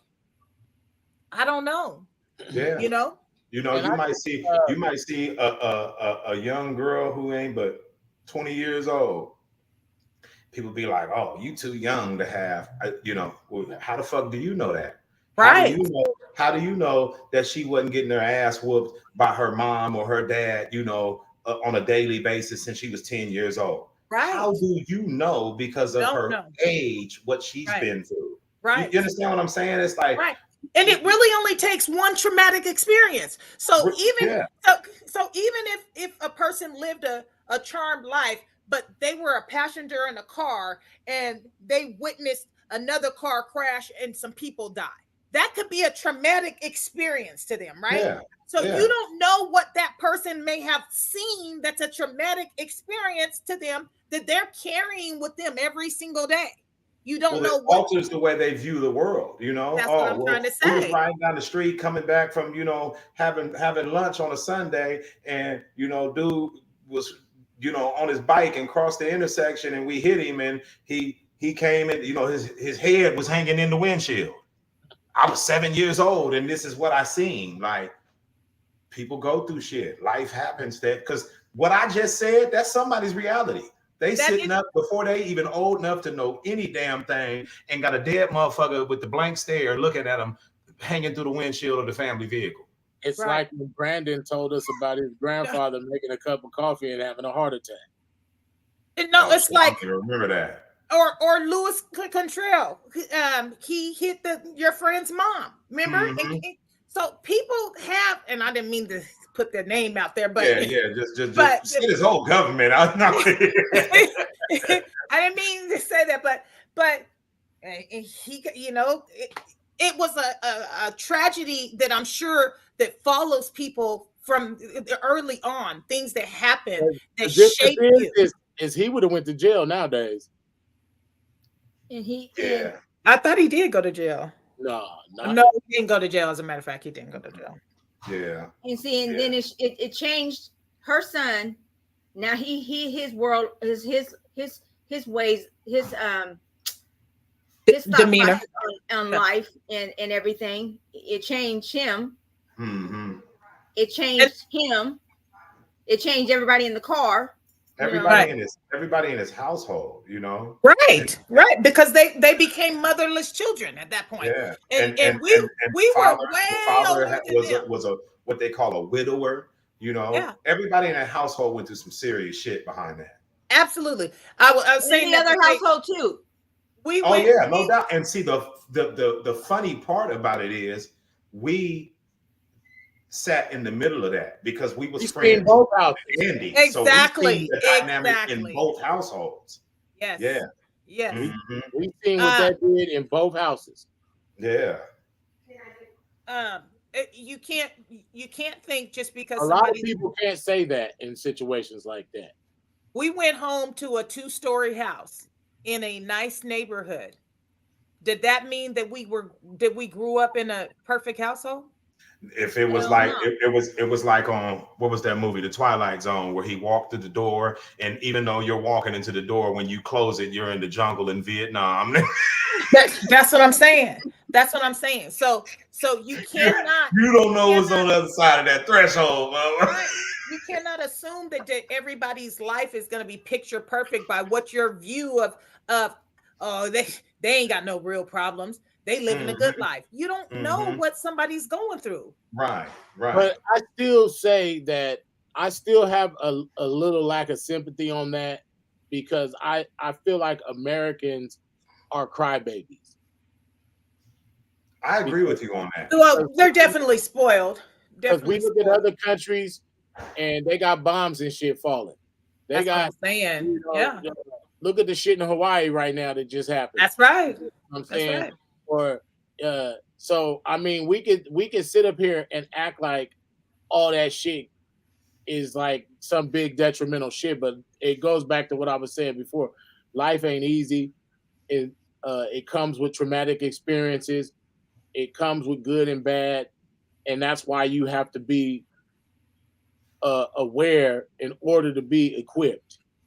You Right. have And to see be that prepared it goes in order to show be equipped. like these people who are coming to United States because they want to escape the country that they live in because they're over there in their countries, they don't give a fuck about you. Okay. And how do they feel like they should be able to stop someone from coming over here trying to get away from violence? It shouldn't be stopped. You wasn't even United States was not what it was when it first came about. Well, you got to understand the reason why they're trying to stop it, and the first level of understanding that is to stop seeing the United States as a country, but as what it really is, a corporation. It's ran Right. and operated as a business. So what they see is somebody leaving another company and wanting to come over here but to bypass the hiring process and the training process that all the other employees of said corporation had to go through. So that's what the barring of immigrants is about, because they're not looking at it from a status of country. They know that this is a corporation first under the title or the guise of a country. So that's what that pushback is. Why do we need to bring you in as somebody that works for this corporation? Right. The people of the United States, the ones that were born and given a social security number to become the money, we are the money. Each person, we are the money. Absolutely. So of course they don't want other people coming over here because they haven't got them as the money yet. They're not coming as the money. We are the money. Every time they put that stamp on that social security number, that's the money. We are the money. Right. So because it's fucked up over there, we supposed to let you come over here and mess up our money that we've spent hundreds of years putting into place? Right. And then you come over here and I buy an energy drink, a dry ass mini taco plate, and it's $15 when I get ready to check out at the goddamn register, and I work every day hard as fuck for my little dollars. You know what I'm saying? And here your ass come from a whole nother goddamn country. You trying to think it's easy money around it? Oh, rich American and all this. Oh, no, not rich American motherfucker. Right, struggling. We struggling. Right, we struggling. Really, yeah, that's a whole nother subject. I was gonna go. It is. That's a whole nother subject. Yeah, because them motherfuckers that come over here and get a goddamn loan that ain't even been here 5 minutes. And got a loan and can open a business. And all I was gonna save it for another show, but since she mentioned it, it's a corporation. That's the reason why they are able to get that loan, because there is not a lifelong social security number that's tied to some secret fund associated with them. So, because since the US dollar is not backed by any sort of natural resource, it's the basis for printing new money is new debt. So the only way they're gonna plug something out of the ass of these people that came over here is to assign some new debt to them. Absolutely. It's all business. They don't give a fuck about people. That's why when people be like, oh, the Republicans and the Democrats, they're all the same. Because the CIA that was killing people in the 60s that knocked down the Twin Towers, do you think they sat and said, so are we going to have the Republicans do the dirty work or the Democrats? It's all the same. No, it's very much the same. It's very much the same. And I agree that is a great topic for another day. One of the things Jabal had mentioned, the people in Hawaii, and I just wanted to tap on that a little bit too, the story of how those fires over there had happened. And if there's any truth to some of the things that I have seen in regards to it, that the way the storm supposedly came, it was not logistically correct as to how most of the storms have came, which then created the fire, and that some of the water was turned off and that people were not allowed the opportunity to save their homes, and that Oprah Winfrey and Jeff Bezos' homes somehow withstood these fires. And companies are already coming in trying to buy these people's property. That's what I was going to say. But since Hawaiians don't like niggas, I don't give a fuck. And there it is there. Hey, I kind of share his sentiment on that. It's hard to be sympathetic to people and their circumstances if those people are not sympathetic to the plight of my own life. It's like, Right. well, now let's see how you deal with it. But now. I mean, they Now are that still. it's on your plate, let me see you scarf it down and with Well, a big the smile. thing about You it know? though is those people's families have owned that land and been over there, and a lot of those properties has been passed down generation At least after they had a generation. chance to own land. Okay. So Okay. so they should have insurance on it in which they're going to get paid, right? Let's hope so. Because they're better than us. So I mean, you know, I'm just Well, saying. they're part of the United I States, ain't though. gonna do it. I ain't gonna do it. Puerto Ricans is part of the United States too, and them Puerto Ricans, they didn't give a fuck about them. Because you're a part of the United States don't mean They shit. didn't even get the $700. They didn't even get Yeah, because They see, didn't even get the $700. they're considered as a U.S. territory, meaning that okay, they are under the umbrella of the corporation. They don't give a fuck about them people over there, man. Right. They give a fuck about the money that gets funneled from over there. Absolutely. No, it's true. It's true. Mm-hmm. I think we've done a great job today discussing violence, where it stemmed from, how we could. I don't know if there's actually a way to stop the violence, but we've given out good tools and information as far as mental health awareness. I did want to mention before we do get off the show, Sadi. If you or anyone you know is struggling with thoughts of suicide, free confidential help is available 24 hours a day, 7 days a week. Call, text the National Lifeline at 988. Just all you have to do is dial 988 or text 988. Even if you feel like it, you're not alone. So that's my words of advice to anybody, because I do truly believe that violence stems from people making erratic decisions and getting themselves in situations and being over having emotions that they're not able to handle. So I just wanted to offer that to people. Text 988 or call 988 from your phone, and it'll get you to some resources to help you to deal with your emotions. I think as a final thought, what I would say is, you know, just for everybody to understand that emotions are a temporary thing. You know, emotion, look at it like energy in motion.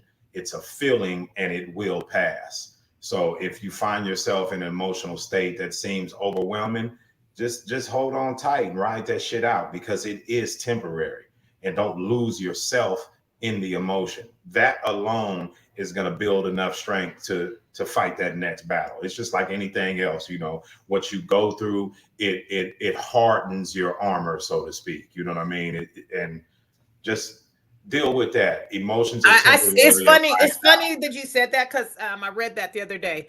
I took the E off of emotion and got into motion. And so to get into motion, do something about it.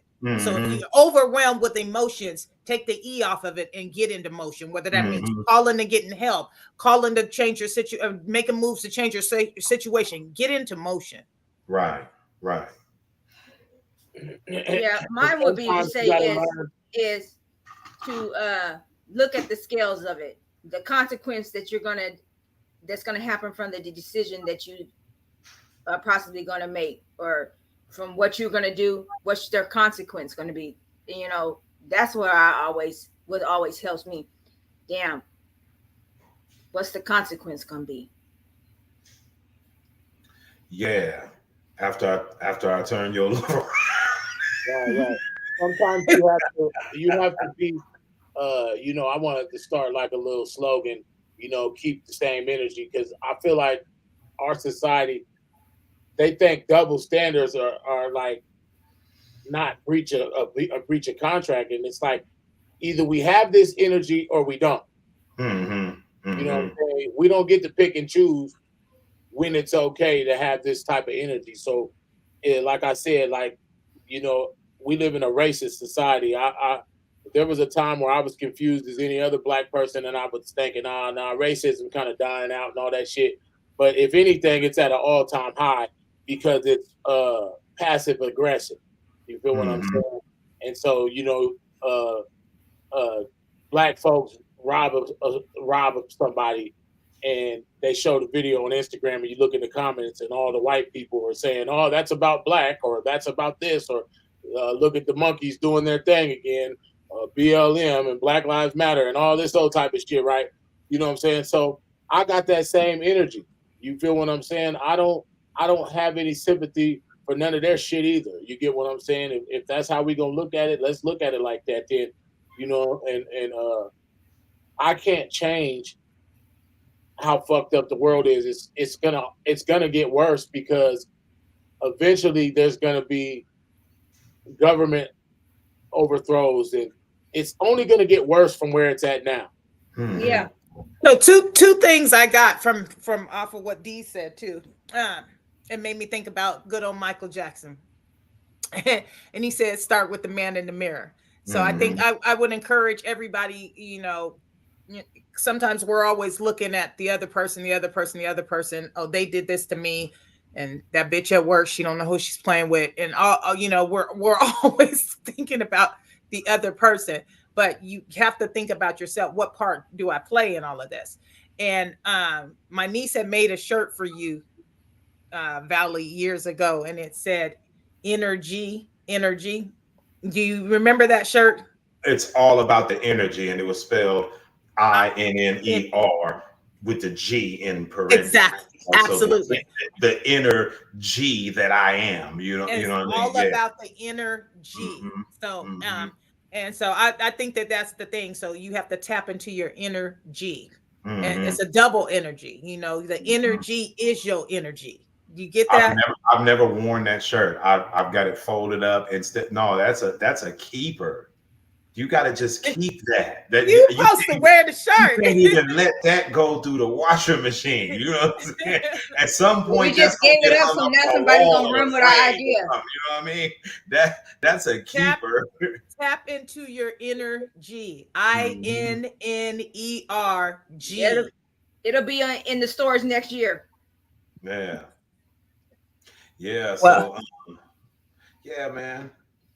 There's a lot we can do different on our part. And when I say our part, I mean each individual person out here in this world. There's a lot we can do different on our part to kind of minimize the acts of violence that take place. We don't realize it, but every individual plays a part in the culmination of the shit that we call this crazy motherfucker killed 10 people. But there's probably 150 people that are an element in the whole process of it, and they don't even realize it. So when I think about what you said about love conquers all, if we find, because mama was gonna see the good in everybody, and unless they flipped her switch. But outside of that, she's gonna see the good in everybody. So if we can find a way to see people as we see ourselves, that might be the one thing that slows somebody down on that path to go do the shit that society's gonna say is psychotic. Right. We all play a part, and the part is to love each other, love everybody the way we love ourselves. I'm gonna respect you the way I respect myself, all of that. So yeah. Right.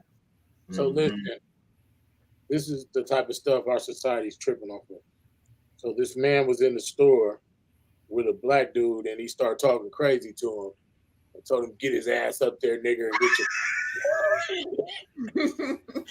and get your food or whatever. And the nigga turned around and whooped his ass. And unbelievably so, you had white motherfuckers in the comments talking about he went too far. No. Oh, no. Too far. He damn near didn't go far enough, because the old man is the one who's in the way. He was the aggressor. Yeah. Right. And people who think like him are in the way. Like you part said, of the problem. Yeah, those are the ones that need to be eliminated. Yeah, like the bitch that was on the plane. If you make me have to put my hands on you, if you make me have to put my hands on you, now I have to beat you as if you got a knife or a 22 caliber stuffed in your pocket. I can't just think it's about me punching you. Yeah, that's like the woman on the plane. This got on the plane. This man was already seated in his seat, black man. Then here comes Karen, who has to sit next to him, and she says, "I don't want you. Don't touch me." and starts making a big old deal. And he's like, ma'am, and he's like, you need to calm down because I was already sitting here. You got on the plane after me. And she made a big old deal about it. And I was very proud of the man for not going off on her because she was way foul. Then when they moved her seat, she still was tripping because he was sitting in front of her now. You can't please everybody, and you definitely can't be a puppet on the string, because some people are doing shit like that with the sole purpose of getting a rise out of you. Yeah. And that's what I said earlier when I say to myself, I'm gonna fuck with you, motherfucker, because you ain't about to fuck with me. You gonna be so fucking mad because you ain't fucked with me. I'm not letting you get to me. It's gonna kill you. Yeah. I don't know. Like I said, for me, because our society's so violent because you got people that think that they can play with people, and then it's so violent because you got people that have a lack of empathy, respect, or sympathy for other people. You know what I'm saying? But those type of people are also one and the same because even though he's not, like I was saying, even though he's not pulling out a gun and shooting a black motherfucker, here he is in a store trying to, in 2023, trying to talk to a nigga like we out of the motherfucking cotton field in 1801. Hey, I couldn't do nothing but tip my hat to that white man, though, because it was like he got to a point, he said, man, shut your ass up, get your ass up there. Now, I was trying to play it. Get your ass up there. That shit killed me. That was my comment. My comment was, get your ass. Hey, I don't give a fuck about nothing. Send me that video because I haven't seen that. Oh, it was off the chain, I would like to advise everybody when you move forward and you go about your days and go forth in this week that 1 in 20 U.S. adults experience serious mental illness each year, and less than 2/3 of them receive treatment. And I have to bring that up again because I want you to know that just as crazy as you are, right, you might encounter somebody in the store to tell you to shut your ass up and go up there. That's what I'm saying. Be mindful. It's on Instagram. I just sent it to you on Instagram. Okay. Be mindful. For real. That way mindful you that understand there's what we say. people who are just as crazy as you, or just one brink away from it. You know what I mean? Get your ass up there. So what's our topic for next week, y'all? Huh?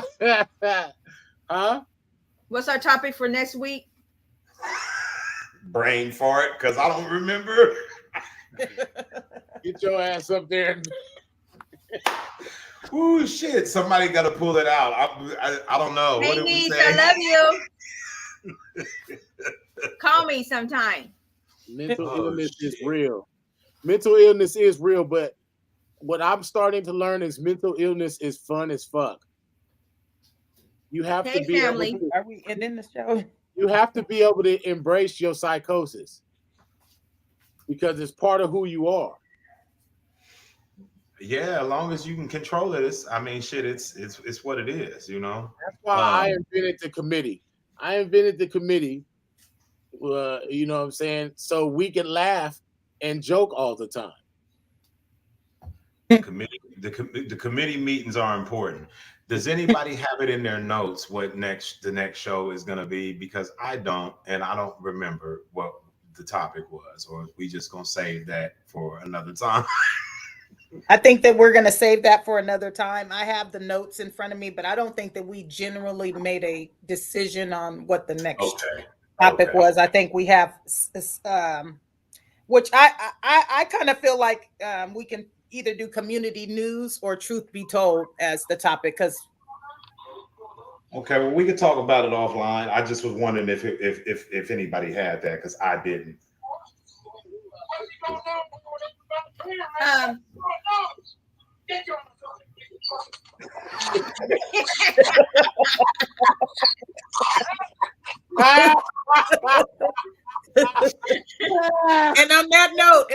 righty. Thank you guys so much for tuning in to Four Corners Legacy Podcast. Episode 3 was a hit. Thank you for all the information. We appreciate you. If you didn't get a chance to watch the whole show, the full episode is going to be on YouTube, or you can go back to either of our Facebook pages and watch the show in its entirety. I think we had a lot of good points today, and it went very well. All Thank right. you. Same time next week, same place. Holla.